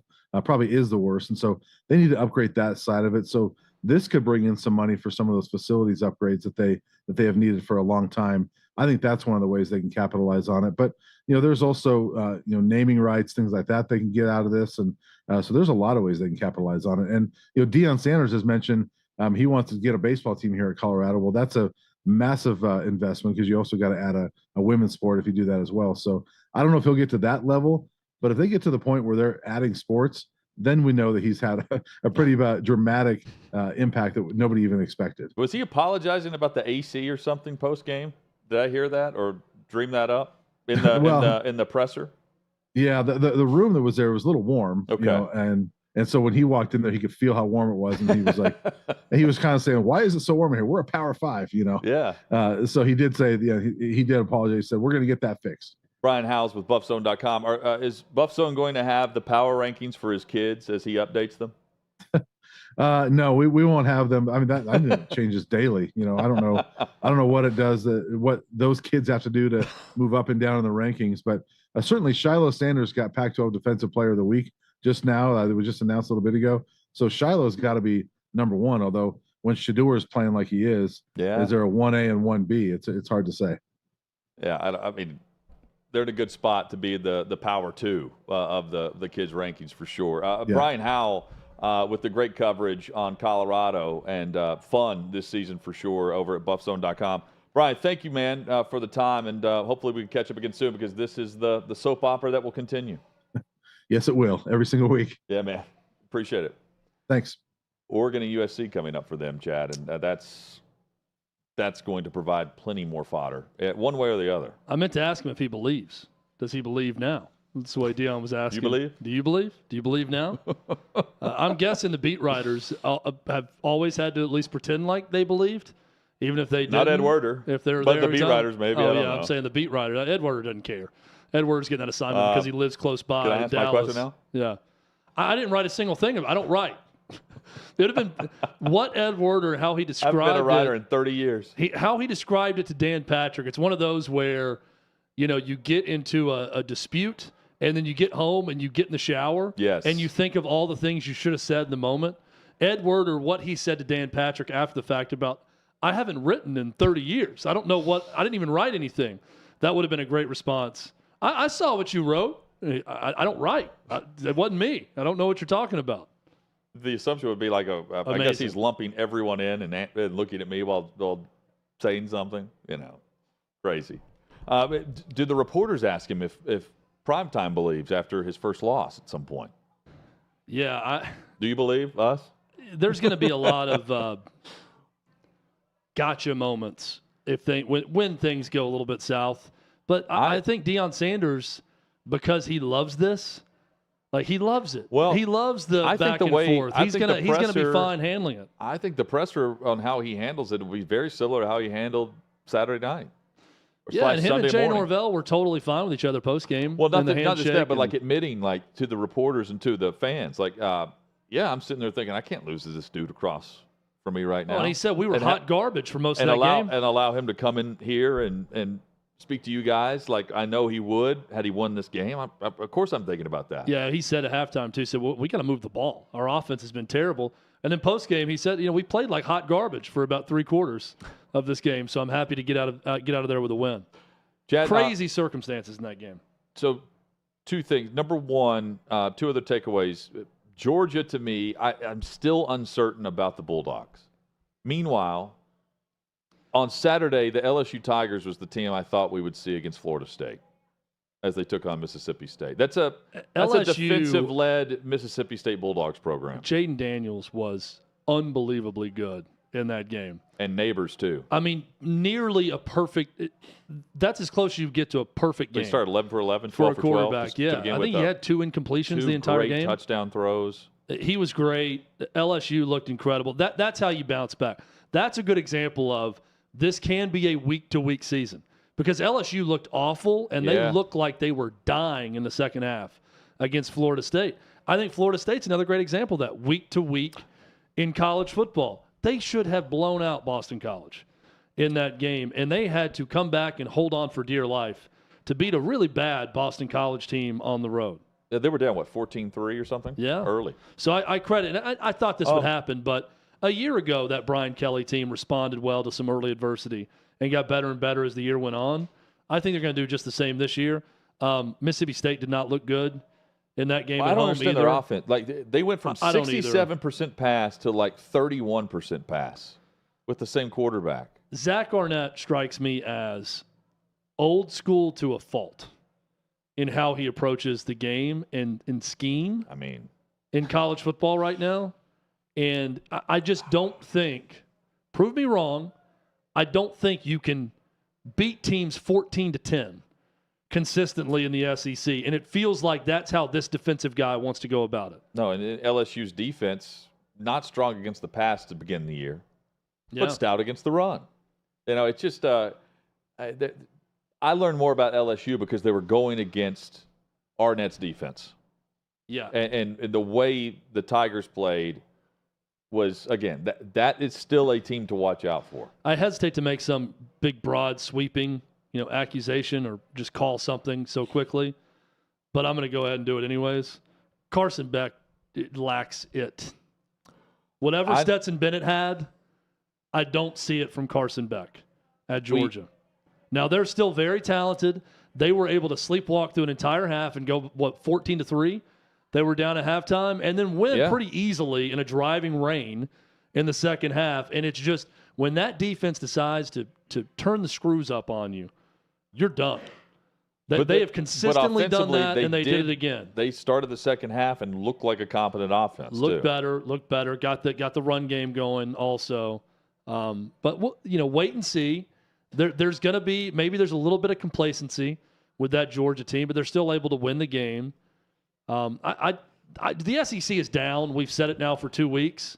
I don't think there's any doubt about that. I don't know if it's just, hard to know. It's not as strong at the top. It's not as top heavy. It's down. I think overall it's down. Missouri winning on a 61-yard field goal to beat Kansas State is a great example. Missouri did not look very good in the first 2 weeks. They beat a top 15 team. Florida looked like they couldn't do much of anything at Utah. They looked a lot better. Tennessee's been back and forth this year, but they look terrible on the road. I think we're going to get the Big 12's best looks really good. There's going to get a lot more. We're going to have a lot more results like this in the SEC, where week to week we're not really going to know who is what in this conference. I think we're going to see more and more of that. I think though the teams that have been steady are still there. It's just not as top heavy. Meanwhile, the top heavy teams in the other conferences are beating up on Alabama right now. Yep, like Texas.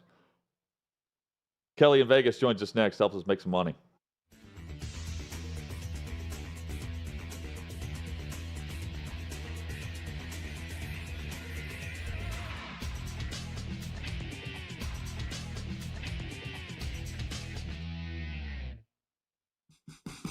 What you're experiencing is the bold taste of a Southern legend. Old Smoky Moonshine and Whiskey, authentic Tennessee mountain-style spirits. We believe in crafting flavors that were born from tradition but defy expectation, and pioneering a new experience with every sip. Because if it doesn't do this, it ain't this. Old Smoky Moonshine and Whiskey.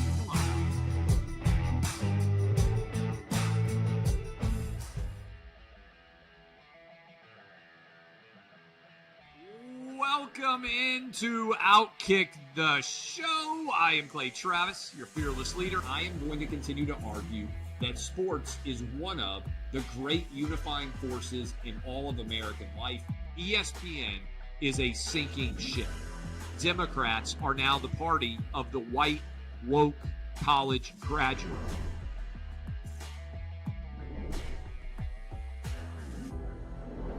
We live in the land of participation trophies.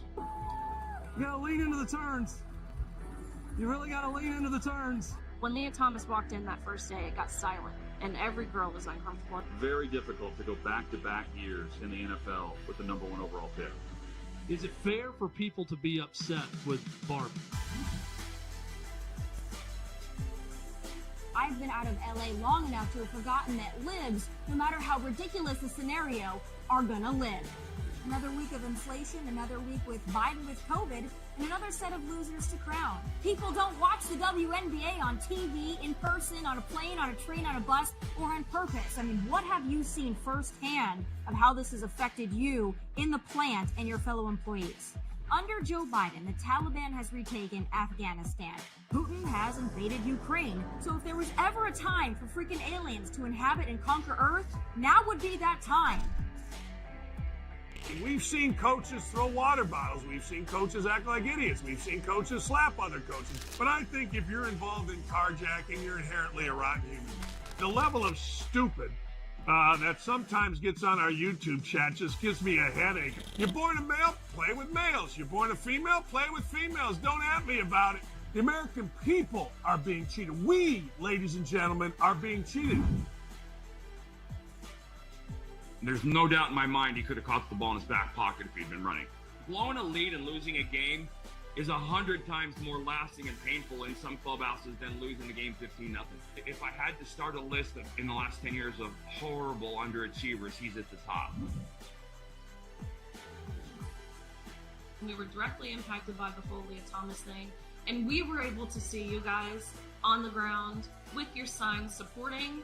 That was huge. They were saying, oh, it's only 1 or 2. That's rubbish, and we all know that's rubbish. Once those trans-identifying males were able to succeed, it just encouraged others.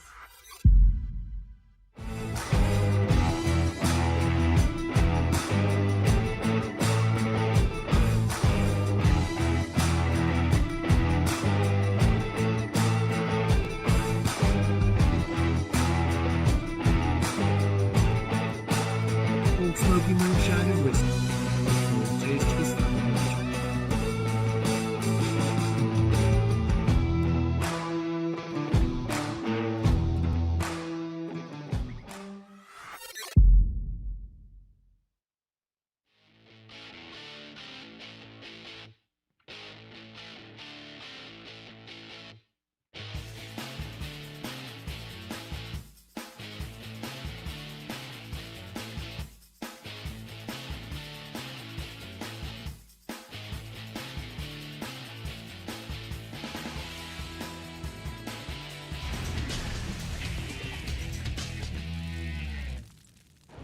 6th and Peabody, our location. The OutKick Studios. Hot Mic with Hutton and Withrow rolls on across the OutKick network. Kelly Stewart, Kelly in Vegas, host of Bet On It, joins us to talk about top bets and maybe the worst beat of the weekend. Certainly the most we've seen in the NFL thus far, where somehow the Rams kick a meaningless field goal at the end and they cover with the backdoor cover. They cover the 7.5 and lose by 7. Kelly joins us now. First off, did you place a wager on this, Kelly? I actually did not have a wager against the spread, but I did have the Niners in a teaser. I was late to the party. Once it hit 7.5, I said, all right, I'll do a 6-point teaser here with a couple other teams. So it didn't matter to me one way or another as long as the Niners won by 2 or more. What percentage of coaches, Kelly, do you think actually pay attention to the point spread? They all like to say that they don't, and they're just busy preparing their team and all of that. But what honest percentage of coaches do you think know what the point spread is when they're playing the game? I think the younger coaches definitely know. We know that the players are starting to figure it out, except for the Georgia players who thought they were underdogs at some point in time last season, which was rather comical. But I would say probably 50%. You've got to kind of have to wonder, like that's a determining factor on how good your team is or is not. I mean, there's always been the saying, good teams win, great teams cover by my friends at the Superbook. And I think there's a definite factor there. This was a decidedly disappointing weekend for both of our alma maters. Kansas State loses on a 61-yard field goal as time expires at Missouri. I bet on Kansas State. I thought they'd win by double digits as a short favorite in that game. I did not bet on Tennessee to do anything good in the Swamp because I'd never see it happen. And they went down there and they laid an egg against Florida, Kelly. Disappointing weekend for both of our teams. Yeah, the worst beat I had was getting stuck behind the Vols police escort on the way to the Gainesville airport. I did have Florida money line, though, which made it not as bad. Yeah, my Kansas State Wildcats, though. I mean, what a kick. What a unit of a kicker. 61-yarder, SEC record. Congrats. Hats off to the Mizzou Tigers. They played their butts off. But here's a little trick. Anytime you see all the tickets on one side, I think it was 85+% of the tickets on K-State -6. And then we saw 5.5, and then we saw 4.5, and then we saw 3.5, and the money just kept rolling in on the Cats. I was pretty nervous that game was going to land within a field goal, so I did not bet it. But we like to call that reverse line movement. So maybe in the future, if you see that start to happen, know that you might just want to stay away from that. Did you play the reverse line movement on Colorado State with Colorado with all that money flowing in on the Buffs after Jay Norvell's comments? Did you go with the Rams at that point? So funny that you say that. I was not going to, right? The week prior, I told everybody, I said, I am not touching this Nebraska team. They have not passed the eye test. While I do think Jay Norvell is a good coach, you know, we've talked about it before. How long does it take these teams to become cohesive units? And I think the transfer portal in Colorado State, several schools have proven that maybe it doesn't take as much time as we once thought for these guys to start to gel. Colorado State played their butts off. I will give my buddy Adam credit. He gave me the nudge before kickoff. He said, well, come on. You sure you don't want to take the Rams here? Just a little bit of you wants to be a contrarian. So I was very happy to get a catch that 23. So I'm curious on how you approach this. So last week, I think the futures bet for Colorado, Oregon, I could get the Buffaloes on the road for like plus 14.5, maybe a half point more. Do you generally play them a week out if they're like that, thinking they have a chance to go up? Or how do you oversee advice for someone like me who's trying to catch a deal before the price tag goes up a bit? Yeah, I think it's interesting, right? Reading the market, whether it's the stock market or the betting market, you want to have good insight. You also want to kind of figure out who's going to be doing what. And that line was 14. And I thought, man, that seems a little steep. I am not that high on the Ducks. If you guys remember a couple of weeks ago, I gave out Texas Tech on your show. So I thought, we may see this one if Colorado, and this was, about a week and a half ago, if Colorado ends up putting a whooping on Colorado State, we may see this one close at like 11.5. Well, Colorado on the ropes. Now all of a sudden the Ducks are over 21. They were minus 14.5. Now 21. I think this is only going one way. Still not that high on Oregon, but I think maybe the rug got pulled out of all the Colorado bettors' legs, if you will, and so they've been brought back down to earth. But if it gets much higher, I'm not going to lie to you. I might have to be on the Buffs in a bounce back spot. Another just your opinion here. Why do some sports books refund props, like with Aaron Rodgers getting hurt, and others don't? Why do some feel they have to when DraftKings and FanDuel are practically right there on an even playing field, at least from perception-wise? One refunded everything, and the other ones said, no, we're sorry, it's a wager. You know, I grew up my sports betting career in Las Vegas, when that was the only state that had legalized gambling, and you would have never heard of it. I'm trying to remember what the book was that refunded, like one of the first times I ever heard of a bet being refunded in that type of manner. I don't think it was a prop bet, but it was something significant.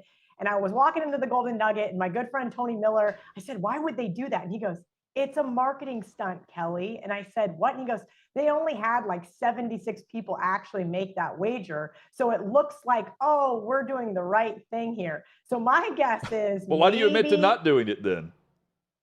I'm guessing they didn't want to take the beating on it. I mean, there's depending on the books, depending on how they book their wagers, that can cost an outfit hundreds of thousands of dollars. If I'm not saying on the flip side, like on the flip side, the other like FanDuel is saying, sorry, we have a policy, we're not refunding you. Well, they have a policy this time, right? You have to adhere to your rules, and whatever your sportsbook rules are, need to remain consistent, because otherwise you're going to get these crybabies on Twitter, like we've been seeing, going, "I didn't get my bet refunded," and you should see it. It's a bet. At right? the end of the day, these guys did this to themselves. When they started refunding these bets, right. opened up the floodgates, and I have no.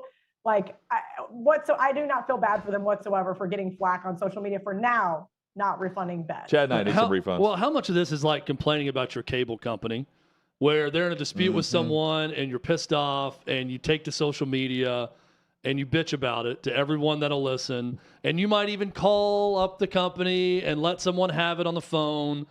But they know when push comes to shove, you're not going to go through all the effort to send someone out to your house and put a DirecTV dish up or get YouTube TV or whatever it takes. And I know a lot more people are cutting the cord, but I look at that a little bit with online sports wagering, and I think, how many people really get so mad about that that they're going to say, you know what, I'm deleting this app, I'm taking all my credit card information away from it, and I'm moving to X app because of this?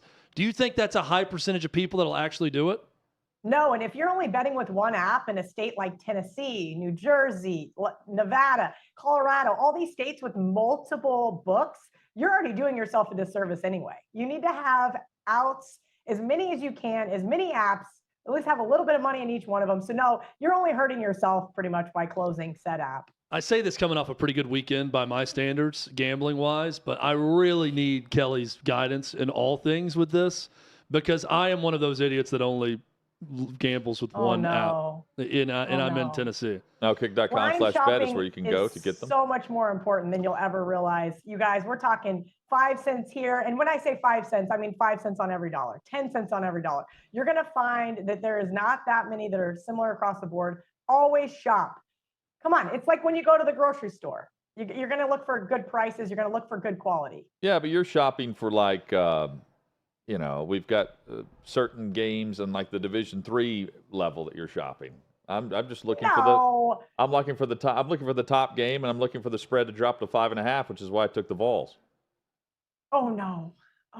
There was another great example of reverse line movement. Actually, I will say, I think a lot of bookmakers were cheering for the Vols when it was all said and done. Late money came in on Florida. I did have a plus 6.5, a little bit of plus $2 on the money line, but hey, you got to give credit. Billy Napier saved his job. I'll say that much. Big win for him, for sure. How much money do we believe was lost on the field goal try that was good, where you've got Stafford spiking it at the end there for the Rams? And they got the ball back with like a minute and a half left.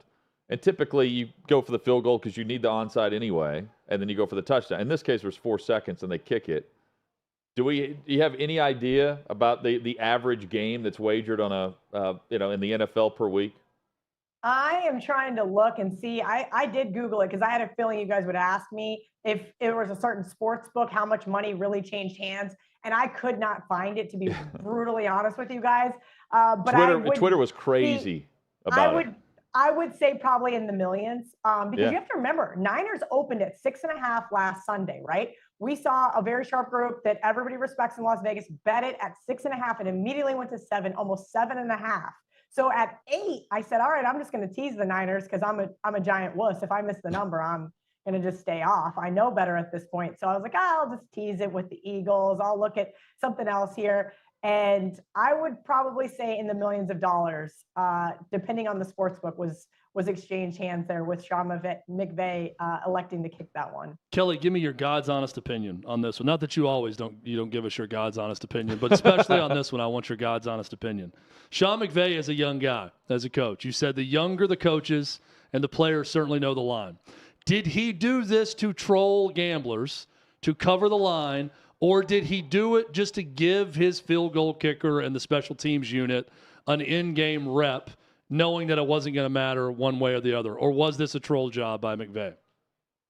I don't think it was a troll job by McVay, if we're being really honest. I don't think he's that type of guy. Now, if it was like a Bill Belichick or, maybe a Mike Norvell, if you will, like some of those guys, you can tell like their personality and what they're going to do. I don't think McVay's that type of guy. You get your field goal kicker out there. You got 4 seconds left.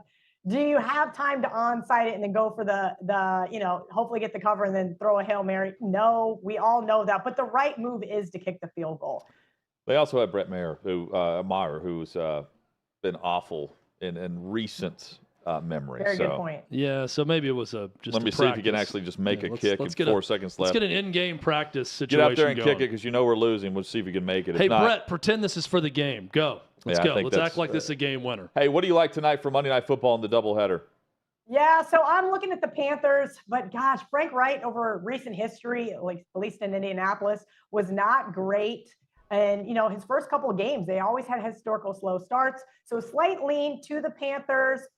Divisional home dogs always seem to want to get my money. Luckily, I only teased the Patriots last night. They did not get my money. But I do like the Steelers tonight. They're in an excellent teaser situation if you want to tease them with the Ravens. Going into this week, most books will allow that. So if you're a wuss like me, tease the Steelers, get them up over the touchdown, and bring the Ravens down under the field goal. Easy peasy, no sweat, right, guys? Kelly in Vegas, the only person getting her money is Megan. Megan making money, Chad. Yep. Kelly's making money too, though. Kelly's making money too. Kelly, good to see you. Never make that mistake again. You only have to teach me once, Kelly. That's the thing about me. You might as well tell everybody. You can't use the inside joke and then not tell them the story about that. We have told this the first time you were on with us. You went, you dropped off, and then we don't have to revisit it. I accidentally called Kelly Megan. We'll revisit the story if you want on Friday when you rejoin us, Kelly. Sounds perfect. Can't wait. All right. We got our top picks for going into the full weekend. retrospective coming Friday. We will all be the docu-series continues about how I screwed up and called Kelly Megan. That continues this Friday. Episode 2. Oh, Megan making money. Episode 2. Oh, Kelly in Vegas. Oh, great. Of course, yeah. It was almost like in old school when Luke Wilson goes, "Oh, Denver, the Sunshine State." This model, Florida, gorgeous. This exact one. Oh, sorry, I love it. Chad, this model here. Coming up, we've got the top NFL takeaways and a reaction, opinion to what we saw. I thought there were 3 quarterbacks that saved their team's season based on their performance in the clutch moments. We'll dive into that. Plus, there's plenty going around injury-wise. Joe Burrow and the Bengals were 0-2. His calf is an issue, and you've got Bengals coaches saying they don't know. They don't know if he would be available on Monday night. Could be this big of a problem. Dr. David Chow. We got to get Dr. David Chow on to talk about the calf muscle. I've never had this big of an issue with the calf. You got to be 100% when you return, or it's going to be lingering. You can solve with pickle juice and water.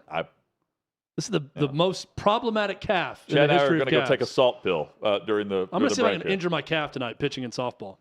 Stay tuned.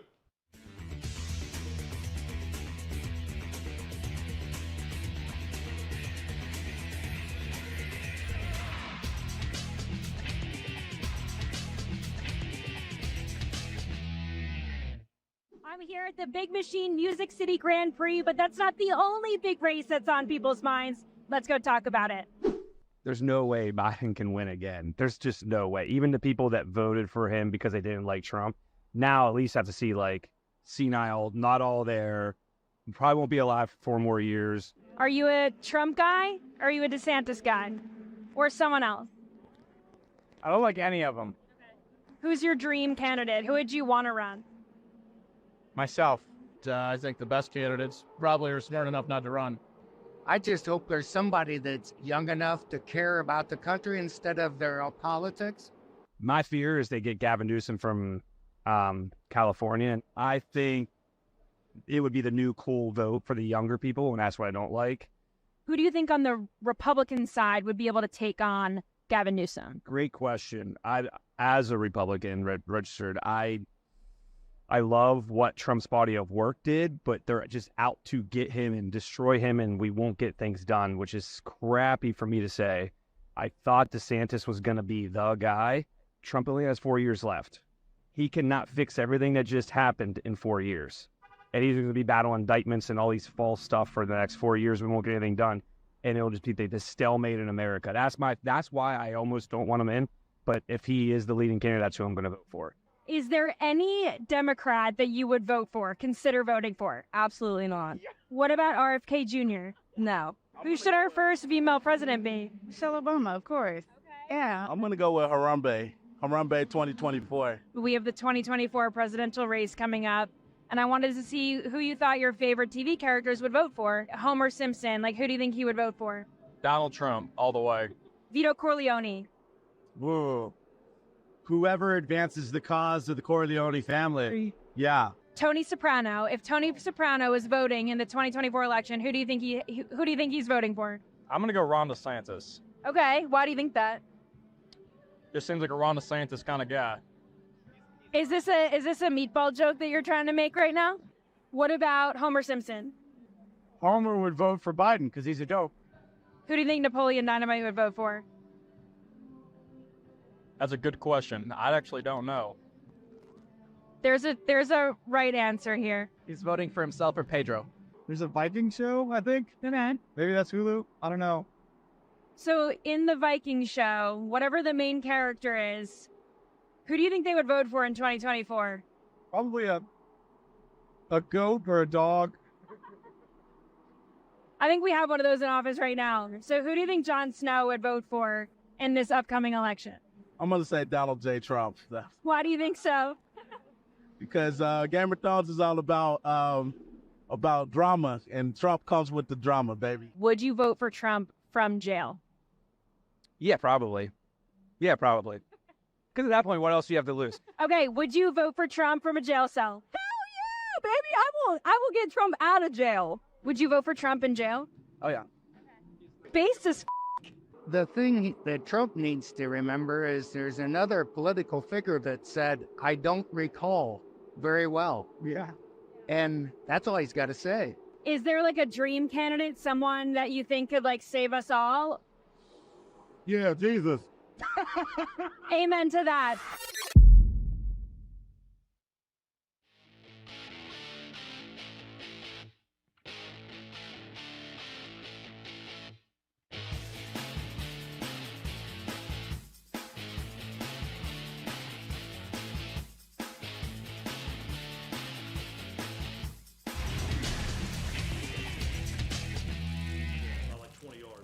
Just like that, the final hour is here for the Monday edition. Hot Mic with Hutton and Withrow across the OutKick network. Fast-paced show today, Chad. Hutton, I just looked up. You know what I saw in front of me?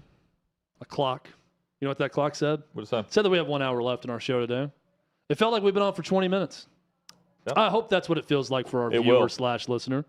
I really hope it feels that way for them as well. Yep. Chat's been great today. Thanks to everyone. Always watch us on YouTube. Very busy for you during the show over here, typing away with your manuscript. You can find us dossier on YouTube. Yeah, look, you gotta communicate with the people. I don't ever want to leave the people hanging. You can watch us on YouTube every day. That's if you want a place to find us and see us.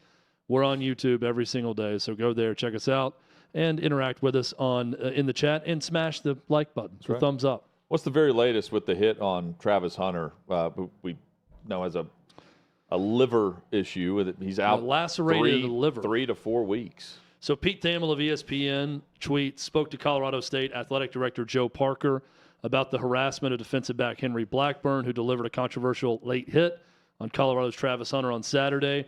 Parker said that Colorado State Police has worked in concert with local authorities to look into the threats, which have included death threats on social media against Blackburn and his family. By the time the game ended on Saturday, Hutton, as you had mentioned, both Henry and his mother's cell phone numbers have been published on the internet. They've been inundated with threatening calls and texts. Henry's campus address and his family's home address were also published. Quote, "We're very concerned about our players' safety as Henry and his family have continued to receive these threats," Parker told ESPN. Quote, "Henry never intended to put anyone in harm's way on the football field. It's not the way we teach or coach. We hope that irrational vitriol directed at Henry stops immediately." That from Pete Thamel in what has become a pretty serious situation with Henry Blackburn, the safety from Colorado State. Well, and you've got the fan base that is eating and living on every word, on every second of the game and every word during the week on this Colorado team. I've often, and look, that was too much. But for the AD to say he didn't mean to put anyone in harm's way. No, I mean, he's taking the hit. He's taking his shot when he had it. Well, now, do I think that he's trying to lacerate his liver? No. No, but do I think that he wanted him in the hospital? No. He wanted to send a message with a vicious hit on the sideline. And he's not going and at he took his helmet. chance. He's not going helmet to helmet. Yeah, he took his shot. And he's also not just going in with the shoulder to shoulder to bump him into the the Gatorade cooler either. That was much more intentional. Yeah, he took his big shot when he had it because he was angry about what they said all week and what happened pregame and everything else. And that's not what he should have done. But also what should not happen is death threats to him and his mother. Right. That happened when his number gets released. Well, his mother's getting her phone posted on the message boards. Yeah. Chad, anger, not how I would describe the three fan bases, franchises right now in the NFL because of the play of the quarterback. Other reasons factor into this. But I thought three quarterbacks really saved their teams from the 0-2 start, which now with the extra game added is not as detrimental. But based on the schedules coming up for each and just knowing the division and the outlook, and in some cases the swan song season, you kind of felt like you would be trending in the opposite direction. Now there's life. Now there's a survival mentality that you don't necessarily have going into the next week. You feel like you're back on track. Let's start with Daniel Jones and the New York Giants. They were humiliated by the Dallas Cowboys 8 days ago. And we now see Daniel Jones and the Giants trailing deep into the game against the Arizona Cardinals. This was supposed to be the get-right game. You lose 40-0. That's the Giants we're talking about from last year. Barkley's back. He's hurt now. Going into the game, back. Got Jones with a big contract. All is well with Dayball and company.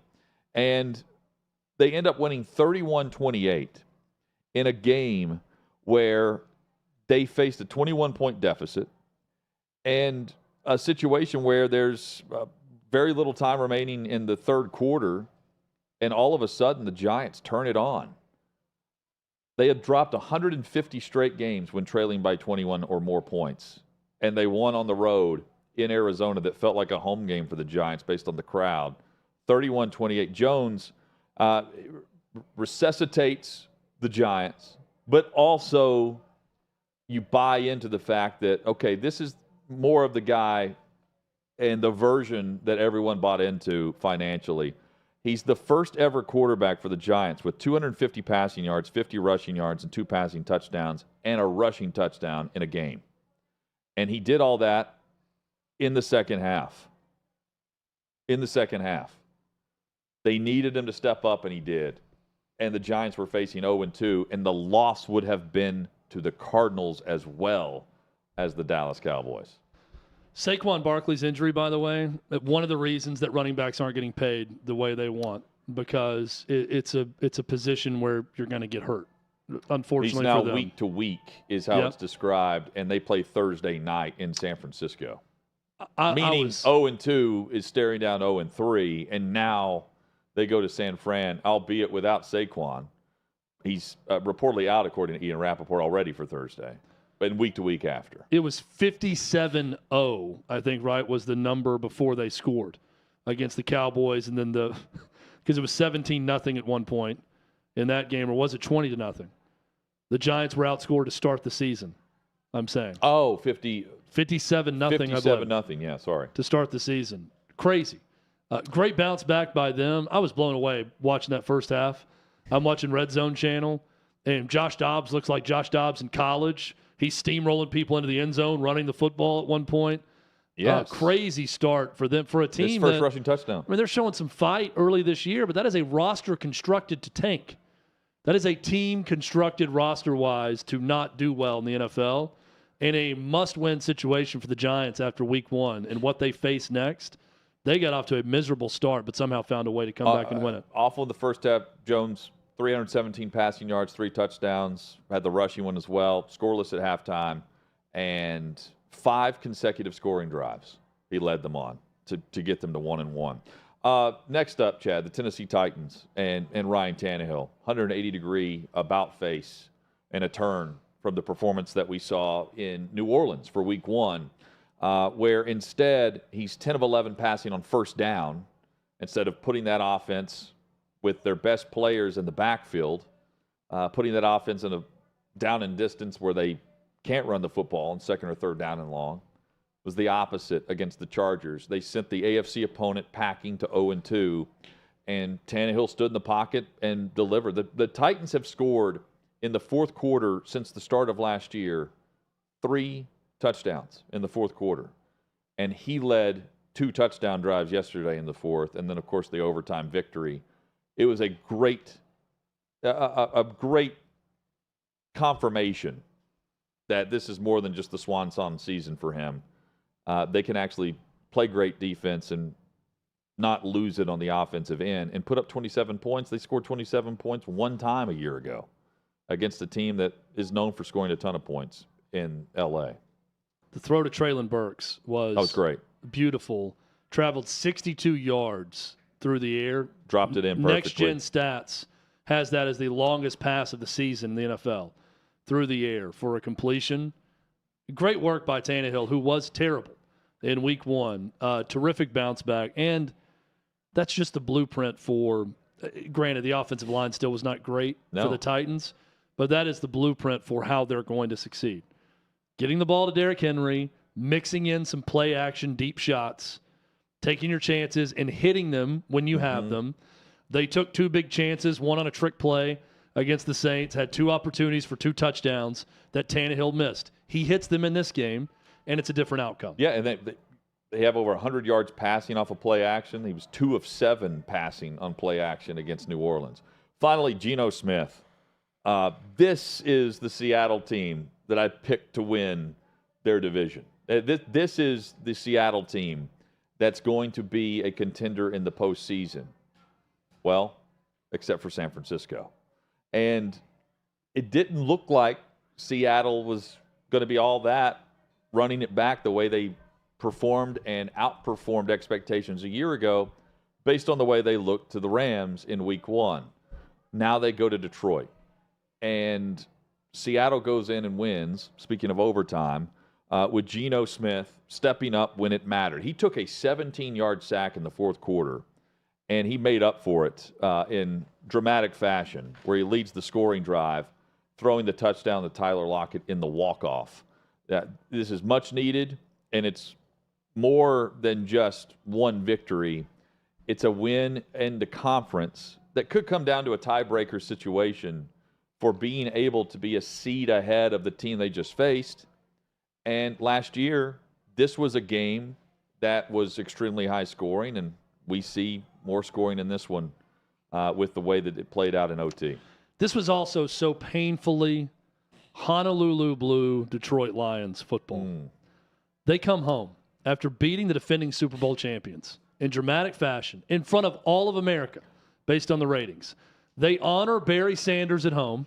Statue. They have him there pregame. Statue. Stage is set. Seattle loses at home to the Rams in week one. You're a favorite. You can get to 2-0, get a big NFC win. They get a lead in that game early on, and they fall flat on their faces. Painful. I am rooting for this Lions team to finally do something, and that was a painful, painful loss and reminder to Lions fans everywhere, you're still the Detroit Lions. All of that glee, all of that joy, all of the high hopes in week 1, you come crashing back to earth in week 2. Still a good team, still obviously everything in front of them. But what a reality check moment to come home and lose in overtime to Geno Smith and the Seahawks after going on the road and beating the Chiefs in week 1. Well, the Seahawks got off the bus, and then the postgame, in the locker room, they were wearing the ski masks and stuff. Yeah, they had a mentality to trolling the Lions. Yeah, but a mentality to go in and just do the opposite of the way they played the Rams, and they did so. I thought they were doomed, though, with the 17-yard sack that Geno Smith took in the 4th. Pete Carroll, by the way, remains the most youthful 72-year-old man amazing. On the planet. That dude is he's playing hopscotch over there. Hopping around, sprinting around. He is very energetic. Hey, and by the way, Lions fans are pissed off, too, in overtime because, again, they didn't get the football. It's a walk-off. They missed a bad hold. The hold on Aiden Hutchinson. And the quote from Dan Campbell, we knew that this was the crew that normally calls a lot of penalties. To me, it should have never come down to that, so I'm not going to use that as an excuse. But they've got the book of the officials, and they let it roll. Let it ride. Here's my standard for holding penalties that should be called. When everyone is watching it on TV, and you can see it, and you can call it, and you're not there, and you're not right in the action, the holding should be called. Yeah, that was one that you watch in real time, and it was clear. There was a wrap-up around the collarbone of Aiden Hutchinson. He was restricted when he got away from the offensive lineman. Holding should have been called. I'm with Dan Campbell on that. They are asked the officials, and I'm not taking up with it. The line of scrimmage officiating needs to be better, but the officials at the line of scrimmage are asked to watch everything, different things. They're protecting the quarterback after he releases the football. The umpire is looking for different things based on the play clock than the snap. So, are the calls going to be missed? Yes. Is it obvious? Yes. It was a hold. But, yeah, to Campbell's credit, you have other opportunities to make up for it in this game. Yeah, it's always going to be looking like you're crying when you're yelling hold on an offensive lineman when you're a fan or the coach. But sometimes, it's got to be called. Hey, again, like when it's so obvious that you can see it just plain as day, or especially when the crowd immediately gasps when they see a hold, a takedown happen, that's pretty obvious. Yeah. You gotta reach for the flag. The one that Vince McMahon would have a 3 count on in WWE. When it's WWE worthy, you got to throw the flag. Yeah, looking for the people's elbow instead of the flag. The other penalty, well, not a penalty, but the overturn. I don't know. Last night, I don't know why Collinsworth didn't see the knee down in the spot where they have the lateral with the offensive lineman for New England that was barely short of the line to gain. In real time, they let it play out. There wasn't a whistle for we're going to stop the play and blow it dead. They just automatically reviewed it to see if he had, reached the line to gain. And his knee's down, and you can see on the broadcast with the camera pointing right down the line that he's short, barely. But Collinsworth was like, do you really have to call it, and say, I'm thinking, man, if it's about getting it right, and they got it right.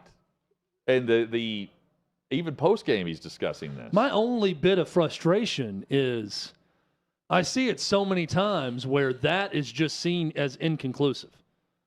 That it'll stand, not be confirmed, because it's inconclusive. Like I agree that it looked like he was a little bit short, but all too often, and maybe this is me watching a lot of college football, I see things that are obvious upon review that they come back and say the call on the field stands. And we had seen things from the NFL where the booth analysts, the official analysts, are the experts are getting it wrong based on their opinion and their knowledge of how the NFL is going to rule on this review. In this case, Perry's saying that on the broadcast. Collinsworth like, yeah, but is it definitive and define definitive? I'm thinking, you can see his knee, and what they're looking at, the ball is, if he reaches the ball out, he's a lineman. He's holding it at the at his numbers, which is 69, and the knee hits and he's barely short. Would I have loved to see the Patriots have another chance at it? Sure. I mean, it would be a great finish.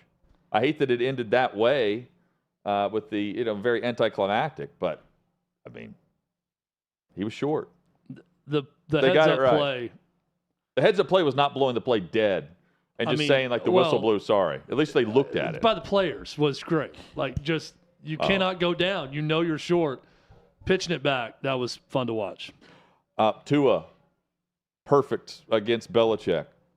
And how about Lamar Jackson? He is 7-1 against Cincinnati and Joe Burrow. More NFL next.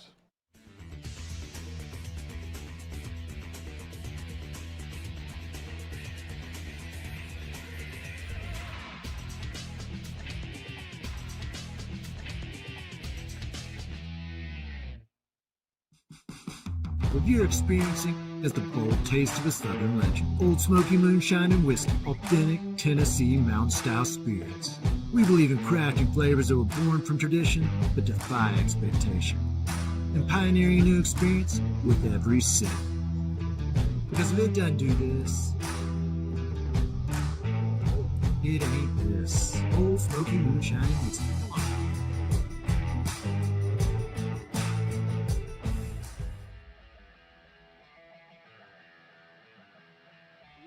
Welcome into OutKick the show. I am Clay Travis, your fearless leader. I am going to continue to argue that sports is one of the great unifying forces in all of American life.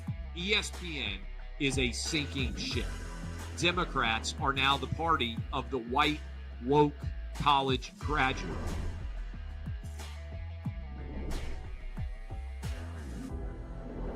We live in a land of participation trophies. You gotta lean into the turns. You really gotta lean into the turns. When Leah Thomas walked in that first day, it got silent, and every girl was uncomfortable. Very difficult to go back-to-back years in the NFL with the number 1 overall pick. Is it fair for people to be upset with Barbie? I've been out of LA long enough to have forgotten that libs, no matter how ridiculous the scenario, are gonna live. Another week of inflation, another week with Biden with COVID, and another set of losers to crown. People don't watch the WNBA on TV, in person, on a plane, on a train, on a bus, or on purpose. I mean, what have you seen firsthand of how this has affected you in the plant and your fellow employees? Under Joe Biden, the Taliban has retaken Afghanistan. Putin has invaded Ukraine. So if there was ever a time for freaking aliens to inhabit and conquer Earth, now would be that time. We've seen coaches throw water bottles. We've seen coaches act like idiots. We've seen coaches slap other coaches. But I think if you're involved in carjacking, you're inherently a rotten human. The level of stupid that sometimes gets on our YouTube chat just gives me a headache. You're born a male, play with males. You're born a female, play with females. Don't at me about it. The American people are being cheated. We, ladies and gentlemen, are being cheated. There's no doubt in my mind he could have caught the ball in his back pocket if he'd been running. Blowing a lead and losing a game is 100 times more lasting and painful in some clubhouses than losing the game 15-0. If I had to start a list in the last 10 years of horrible underachievers, he's at the top. We were directly impacted by the whole Leah Thomas thing, and we were able to see you guys on the ground with your signs supporting. That was huge. They were saying, oh, it's only 1 or 2. That's rubbish, and we all know that's rubbish. Once those trans-identifying males were able to succeed, it just encouraged others.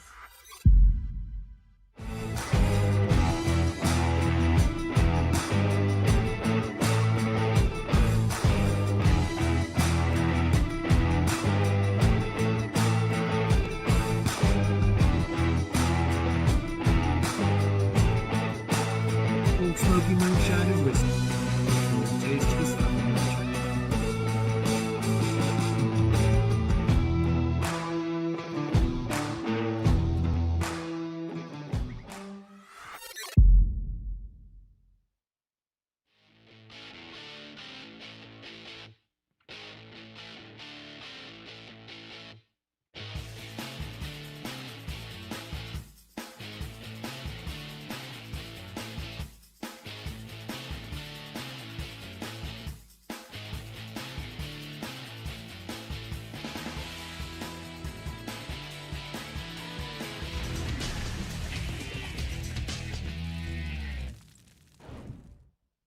6th and Peabody with Yeehaw Beer and Old Smoky Moonshine. We highly recommend it. Our studio location, Hot Mic with Hutton and Withrow across the OutKick network. Hutton, I have discovered something here at 6th and Peabody that I absolutely adore. Okay. Peach whiskey. Okay. I haven't tried that. And they have a peach whiskey here, like a peach You just took a moonshine shot? whiskey. I just had 2, in fact. No, I wish. You just discovered it literally really good, seconds ago. I discovered it on my walk back from the bathroom, actually. Want to thank Alan here at the Shot Bar, who Shout just out handed Alan. one to me. No. But now you've got me thinking I should have done that. Really an opportunity missed. Like so many teams over the weekend that can claim opportunity missed, I feel like I missed the opportunity of grabbing a shot on the way back from the bathroom. Chad, there is a bar right outside of our there studio. is. Sometimes we can hear them. Sometimes not. Fridays, we can definitely hear them. Well, we have the chance to hop on the bus or jump off the bus with some questions that and some scenarios that Davey Hudson throws our way right now. All right, guys. So on the bus, off the bus, we're going to go out to L.A. for the first stop.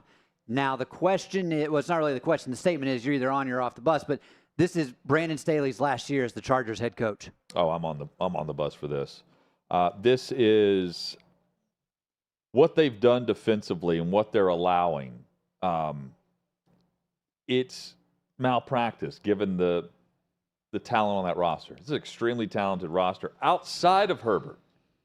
And then you throw in that you have a generational quarterback that is among the best in the league right now. And, yeah, well, they were 2 of 14 on third down yesterday.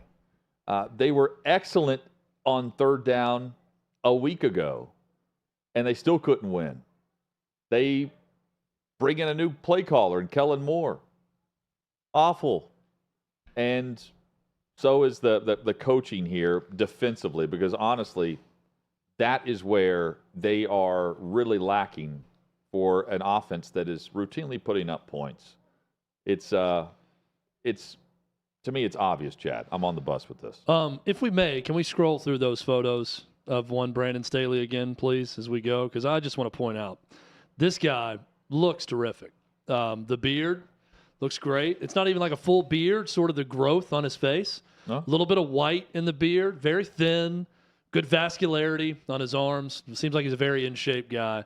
I'm glad that he's looking better this year because his coaching has not improved at all. I am on the bus. I would get on any bus if I was a Chargers fan and put him on it with me and get him the hell out of L.A. and away from that team. They are not going anywhere. They're about to be 0-3 after this week, and I am on the bus that this is Brandon Staley's last year as a head coach of the Chargers. He'll get a D.C. job somewhere after this, but he's done as a head coach. So you're on the bus with the Vikings. That's their next opponent, Minnesota. Yeah, I think the week. Vikings are getting their first win. So the battle of 0-2s, the Vikings and the Chargers. I think Vikings win it. Yeah, making the playoffs after starting 0-2 has not boded well for the last 3 years. There's only been one team to do it, and that's the 2022 Bengals. But, guys, we're going to stay in L.A., and speaking of which, with Brandon Staley getting him out of L.A., I'm with you. I would move on from him as the Chargers head coach, but he could go back to being the D.C. for the Rams, which is where we're going. I didn't have Justine create a graphic for this because, I didn't want to go from one side of SoFi Stadium to the other side in the bus. Yeah. But I asked this question last week. I'm going to ask it again after another incredible performance. Puka Nacua will win Offensive Rookie of the Year. No, he's not. I think Bijan Robinson is because I think that he is going to be a more prominent part of the offense for the entirety of the year. I may be wrong. Nacua looks terrific, and he's clearly a focal point while he's in this spot. But I think it's going to be, if I had to put my money on one player or the other, I'm going Bijan Robinson, who, by the way, picked up an enormous and ballsy fourth down call by Arthur Smith in that game. Instead of kicking a 41-yard field goal with over 3 minutes left, they go for it on 4th and short, and they pitch it out to Bijan Robinson, who gets 7 yards. They milk more clock. And then they kick the game-winning field goal, giving the Packers less than 1 minute.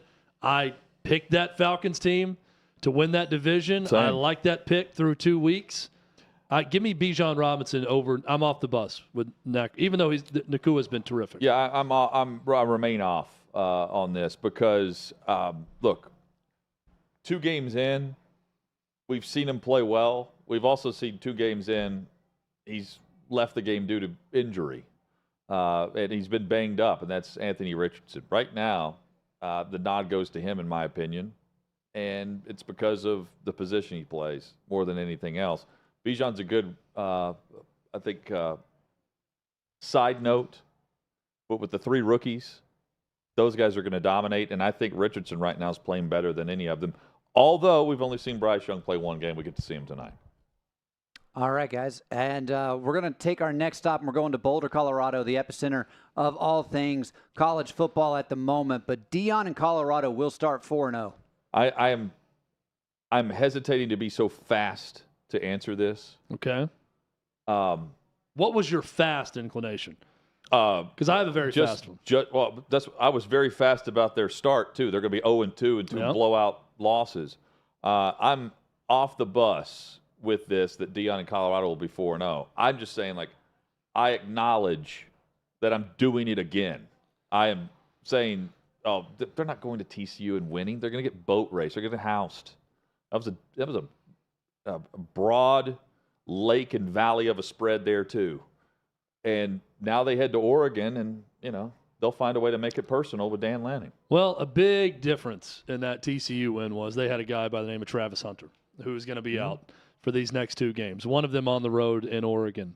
Hey, Deion, if you ask me the question, I will say I am now a believer in what you're doing at Colorado, and you're better than I expected in year 1. But that Colorado team I saw on Saturday night was the Colorado team I expected coming into this season. One that would probably need to come from behind to beat Colorado State at home. Now, I thought they'd be 0-3 after that game, or 1-2. I thought they might beat Colorado State in it close and be 1-2. They're 3-0. Props to Coach Prime. Props to that roster. Props to everything about that program.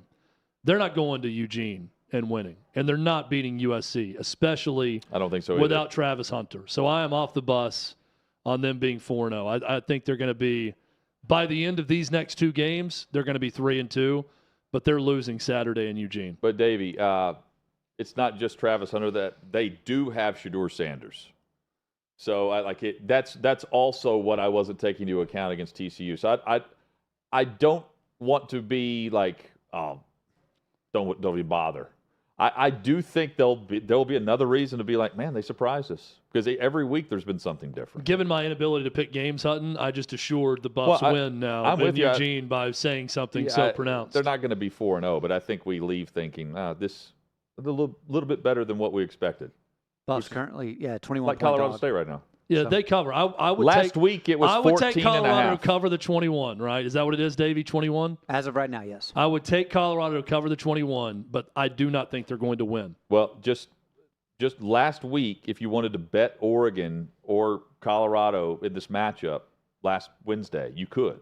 And it was 14.5. And you see where the money's turning.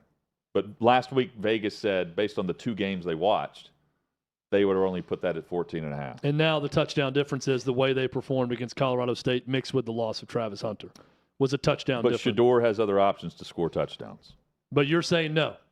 I'm not, me. Yeah, but I'm not saying like Travis Hunter is 7 points on the spread for them. No, I think, again, the combination of both. They looked bad against Colorado State. They were a 23-point favorite, and they had to come from behind to win. And Travis Hunter out. Oregon wasn't great against Baylor. I think it's more like 14-17. So I'm picking them to cover the 21, but lose. Wrong team favored. I need a wrong team favored. I've got one. Yeah, I've got one. You better select first. Yeah. All right, guys, we're gonna keep on trucking. We're gonna head to Houston. You might be asking what's down in Houston right now. Well, that's where NRG Stadium is, and that's where the national championship will be taking place this year. And are you on the bus, off the bus? An SEC team will win the college football playoff. I'll start with this one. I'm off the bus. I think the SEC is a good conference still. I mean, I'm not going to say they're the dregs of Power 5 or anything, but the days of the SEC being really top-heavy, where you've got 3 to 4 teams at the top from a talent perspective of being elite and challenging for a national title, for this season alone, is not there. Alabama, down based on expectation. Georgia, don't really know yet. I'm not counting them out. But at least for a half, looks like they're not going to be quite the same Georgia team. Right. Against South Carolina at home as a 28-point favorite. LSU, maybe. if they continue to look like they did on the road in Starkville on Saturday. But Hutton, I just don't see it. I think the Pac-12 is a better league at the top this year. I think the Big Ten at the very top with Ohio State, Michigan, maybe Penn State, probably better. I'm off the bus with the SEC winning another national title this year. I am off on winning the title. I can talk myself into LSU still. I can talk myself into Georgia. I had to see it to believe it with Georgia whenever they won 2 years ago because we saw them lose in the conference championship game. Yep. But the difference is, Davey, why I'm off the bus this year, I think the SEC is getting one team in. You're not losing the SEC championship game and getting in. And that was the year we saw Georgia and Bama both get in based on what the Crimson Tide did in that game in Atlanta.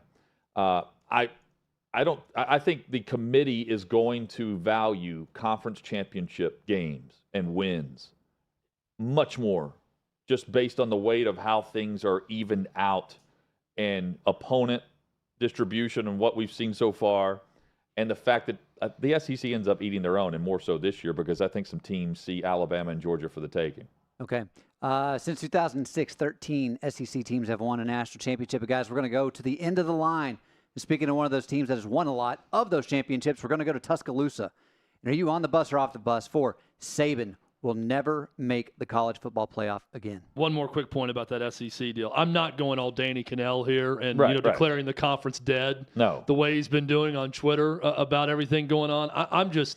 I have two eyes, and I watch a lot of college football. The SEC is not the same as they've been in recent years. It's going to be a very fun and surprising league all year. We're going to see a lot of head scratchers throughout the season. It's going to make for an exciting season because there's a lot of teams in the mix that are sort of the same, talent-wise and play-wise, but they're not going to win the national title. So that's why I'm off the bus. Got to play a little defense though with some of the.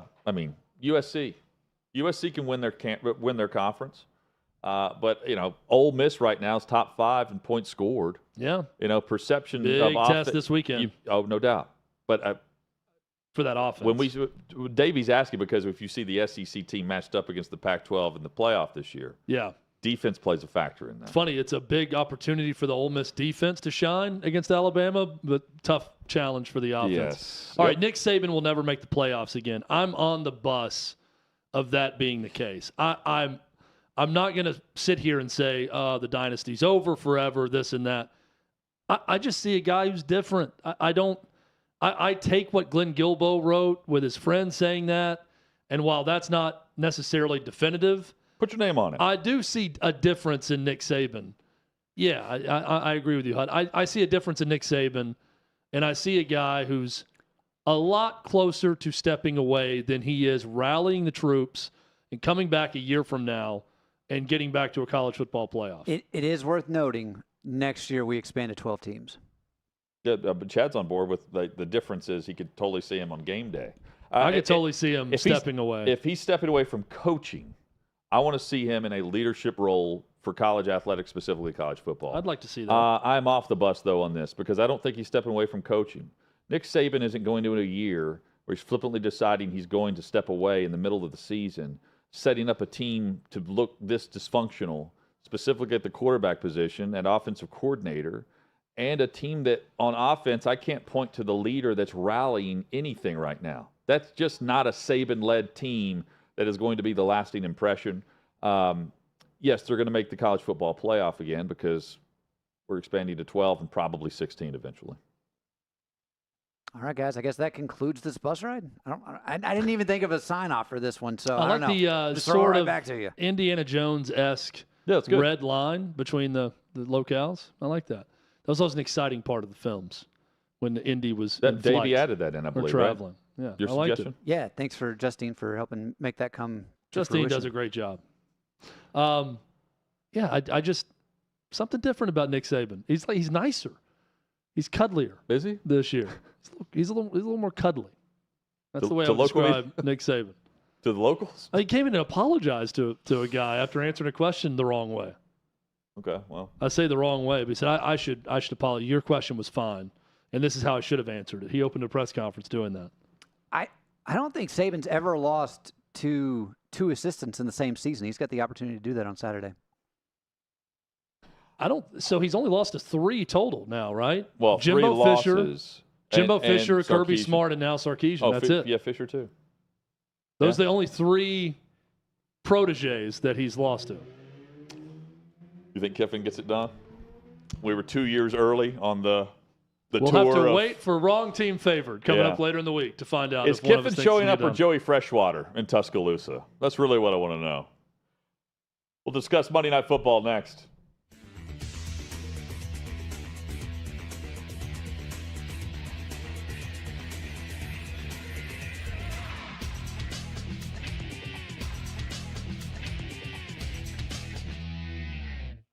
I'm here at the Big Machine Music City Grand Prix, but that's not the only big race that's on people's minds. Let's go talk about it.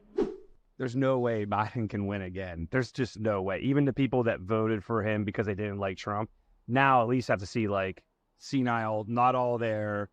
Probably won't be alive for 4 more years. Are you a Trump guy? Or are you a DeSantis guy? Or someone else? I don't like any of them.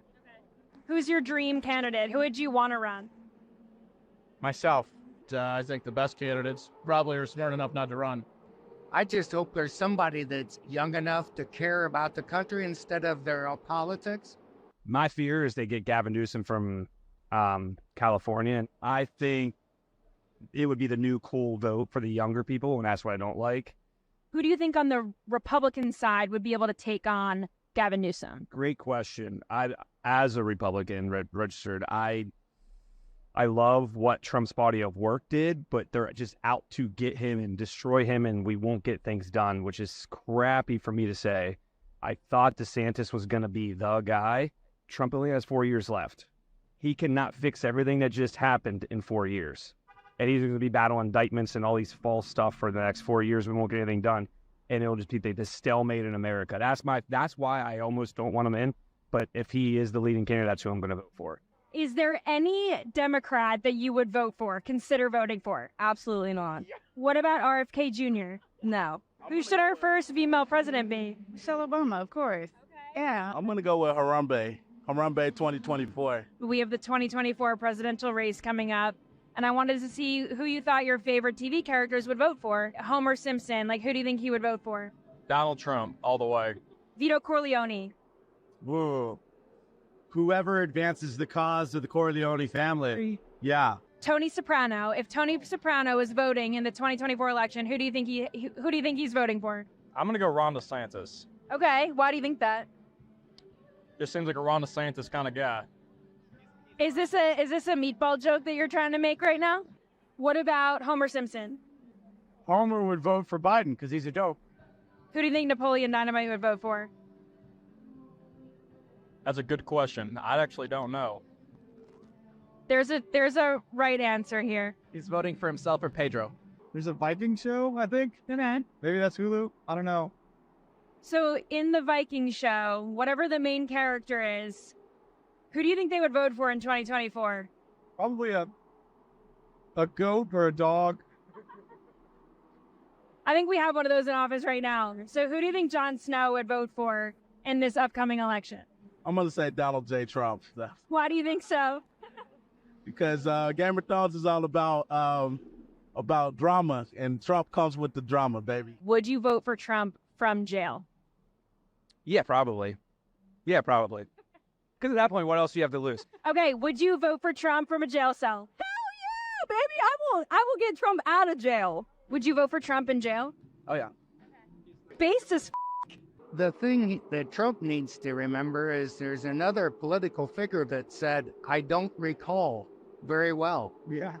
And that's all he's got to say. Is there like a dream candidate, someone that you think could like save us all? Yeah, Jesus. Amen to that.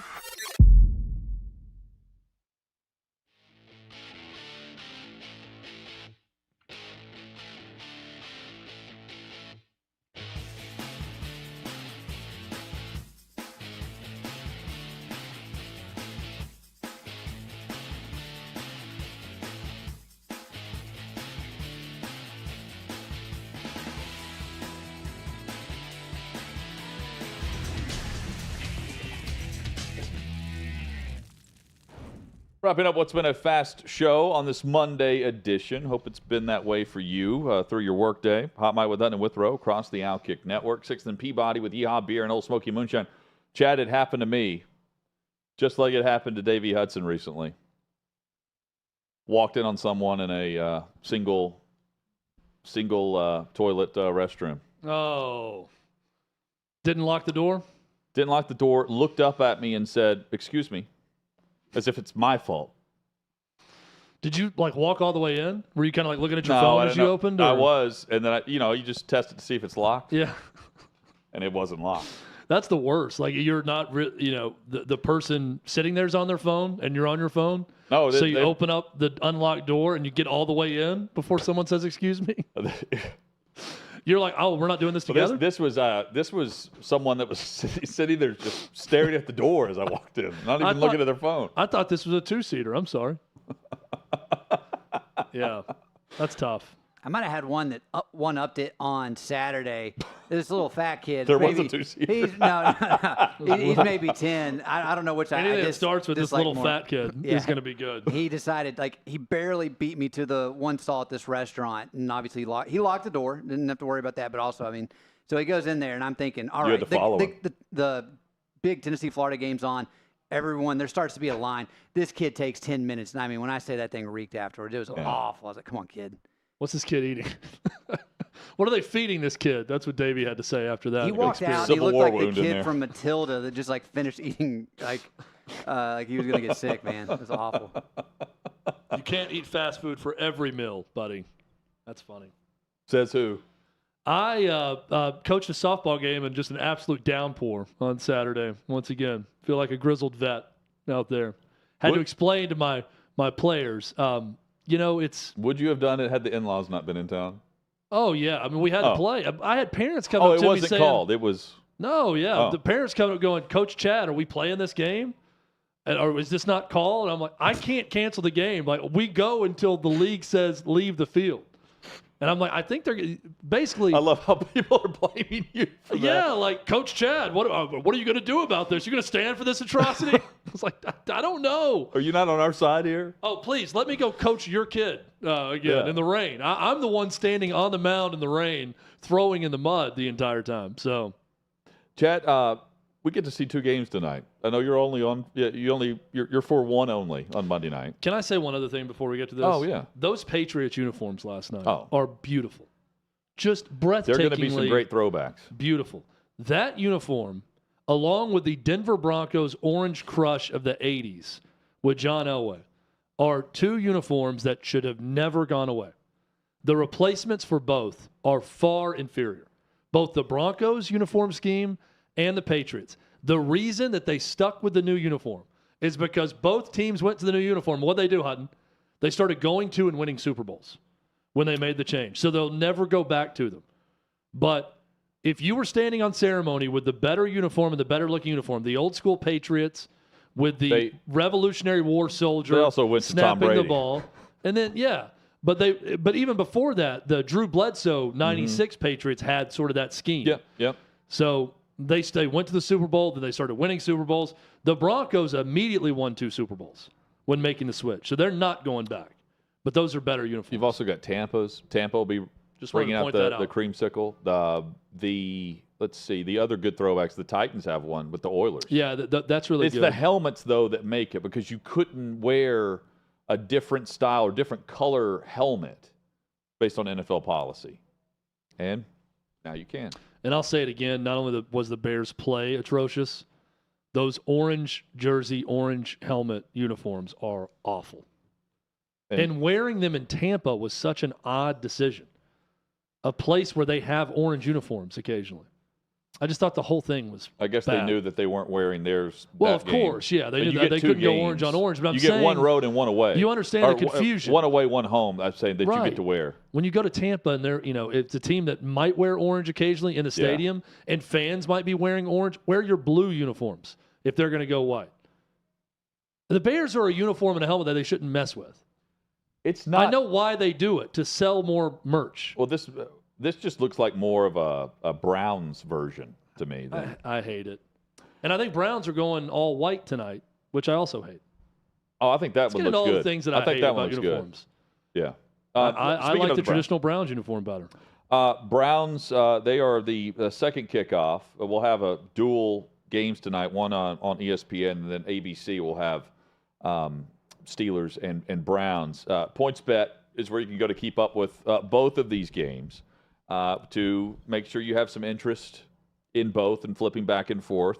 If you haven't taken your shot with PointsBet, now's the perfect moment. The reason why, it's exclusive for first-time PointsBet users. Grab this unique offer. Right now, new PointsBet users can get up to $1,000 in second-chance bets. If your first bet doesn't go as planned, PointsBet has your back with a second chance. Grab this offer by visiting OutKick.com/bet. You complete the registration process with PointsBet and make your first bet. If your bet happens to lose, that's when the second chance bet comes into play. Remember, terms and conditions apply. You got to be 21 or older in legal gambling states. Gambling problem, 1-800-GAMBLER. Head over to OutKick.com/bet to snag this offer. Chad, what do you like tonight in our Monday Night Football doubleheader picks for OutKick.com/bet? Hutton, I'm going to go with some touchdown bets here on this. Okay. And well, I know you were talking about Nick Chubb at one point. Yeah, I'm going Nick Chubb anytime touchdowns. Plus, I was looking for the exact odds. Plus 100. I think he's going to score a touchdown for the Browns. And I'm going to go Rashid Shaheed. Yeah. First touchdown of the game. Plus 1,300. I think the Saints are going to get their explosive playmaker, their speed guy, the ball early. And I'm going to take a flyer on him scoring the first touchdown of the game tonight. And you put some money down on that, you're going to win some big-time cash, Plus right? 1,300. Yes. I'm going with just receivers and yardage. Juwan Johnson in the first kickoff, which is coming up shortly, for the Saints. It's, over 29, 30 and a half, I believe, is the number I have it at. I don't know if that's gone up or down. And then there's Allen Robinson for the Steelers, who I have a hard time believing that, and by the way, both defenses, Pittsburgh and Cleveland, are great. I have a hard time believing that Kenny Pickett's going to be as inept as we saw in Week 1 compared to what we see tonight, especially Mike Tomlin as the coach and getting things back on track. May not win, but back on track. And Pickett's going to spin it. And he has multiple receivers to do so. Robinson, though, the talk with him has been about, I want to be the guy that I was in Chicago, not out west. Okay. Well, welcome to Pittsburgh. We haven't talked about him in a while because he's been forgotten about after joining the Rams. Now's his moment. He did nothing. Monday night, prime time. Let's go. He did nothing. Take the over. It's like 52 yards, I believe. He did nothing in L.A. And who else? Another group that did nothing were the Steelers in Week 1. That's right. That was a no-show. On both sides of the ball. Yep. Secondary should be much better than what we saw.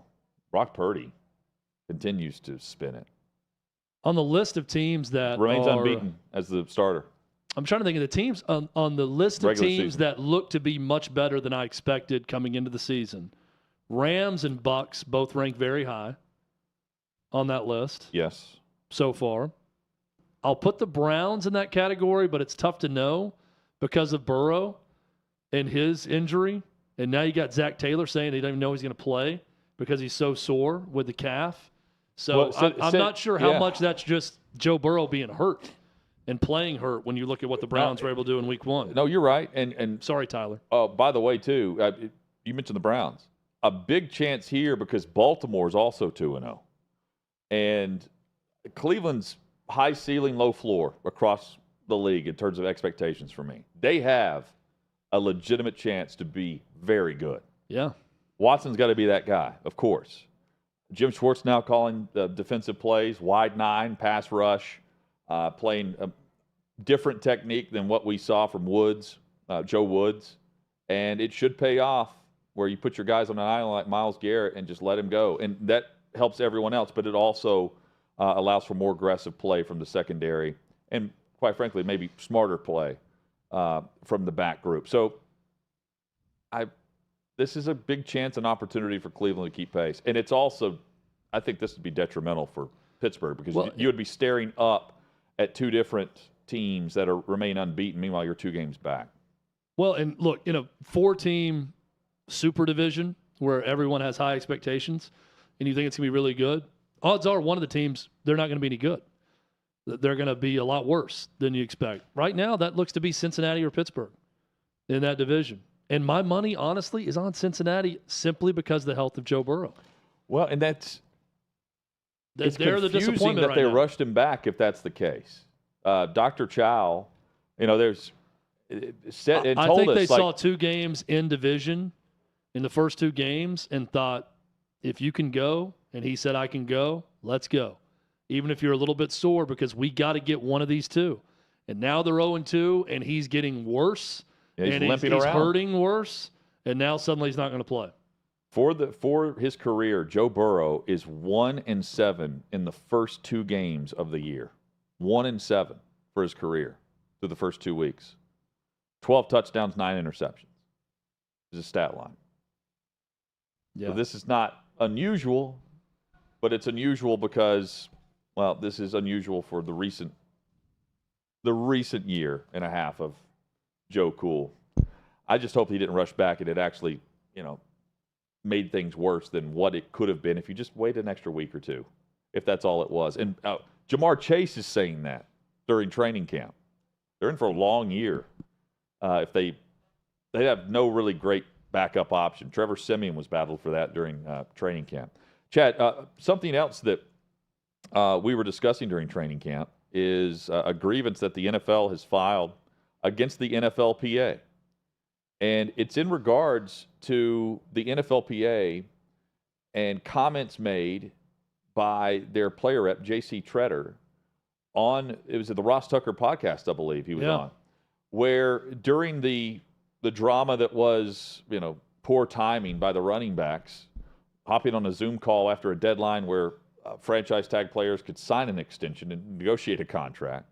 Tretter went on and mentioned and implied about exaggerating injuries. If the guys don't get paid, maybe they just, all of a sudden they have an issue. I'm paraphrasing what he said there, but that's what the NFL is filing this grievance over, that the union advised running backs to, quote, consider feigning or exaggerating injuries to gain leverage in contract talks and seeking an order for the union to cease and desist from such improper conduct. This is just making it public. This is also the Monday after video surfaces of Jonathan Taylor running around. So see that as you will. But that's the Colts that also didn't trade him and put him on PUP. They could have put him on the non-football injury list. At least they threatened that publicly too. It's very serious if you're J.C. Tretter, you throw this out there, because the most important thing, not just the NFL, but to all sports, the integrity of the sport. Do no harm. There can be no impropriety when it comes to gambling or anything like that. There can be no impropriety with officiating with the games, no ill intent. And I think that carries over to any thought of a player faking an injury to stay out of a game because of a contract dispute or to collect money without working and playing in games. And he said that is a violation of do no harm, and it strikes at the core of the integrity of a sport. Here's the exact quote. And the quote. NFL is right for being pissed about this. I think we see the issues now. This is back July 19th is when Tretter said this. He's the player executive for the NFLPA. I think we've seen issues now. I don't think anybody would say that they were fake injuries, but we've seen players who didn't want to be where they currently are. I have injuries that made them unable to practice or play, but you're not going to be able to get fined and you're not going to be able to get punished. And he goes on to say there are issues like that. I don't think I'm allowed to ever recommend that, at least publicly, but I think each player needs to find a way to build up leverage to try to get a fair deal. And that's what really all these guys are looking for, is to be compensated fairly. So he's saying, like, at least publicly, he can't say that. Well, dumb. Yep, not good. Also, it's September 18th. He said this on July 19th, and we're just getting this grievance filed. No grievances tomorrow. 4 headlines on Hot Mike with Hutton and Withrow.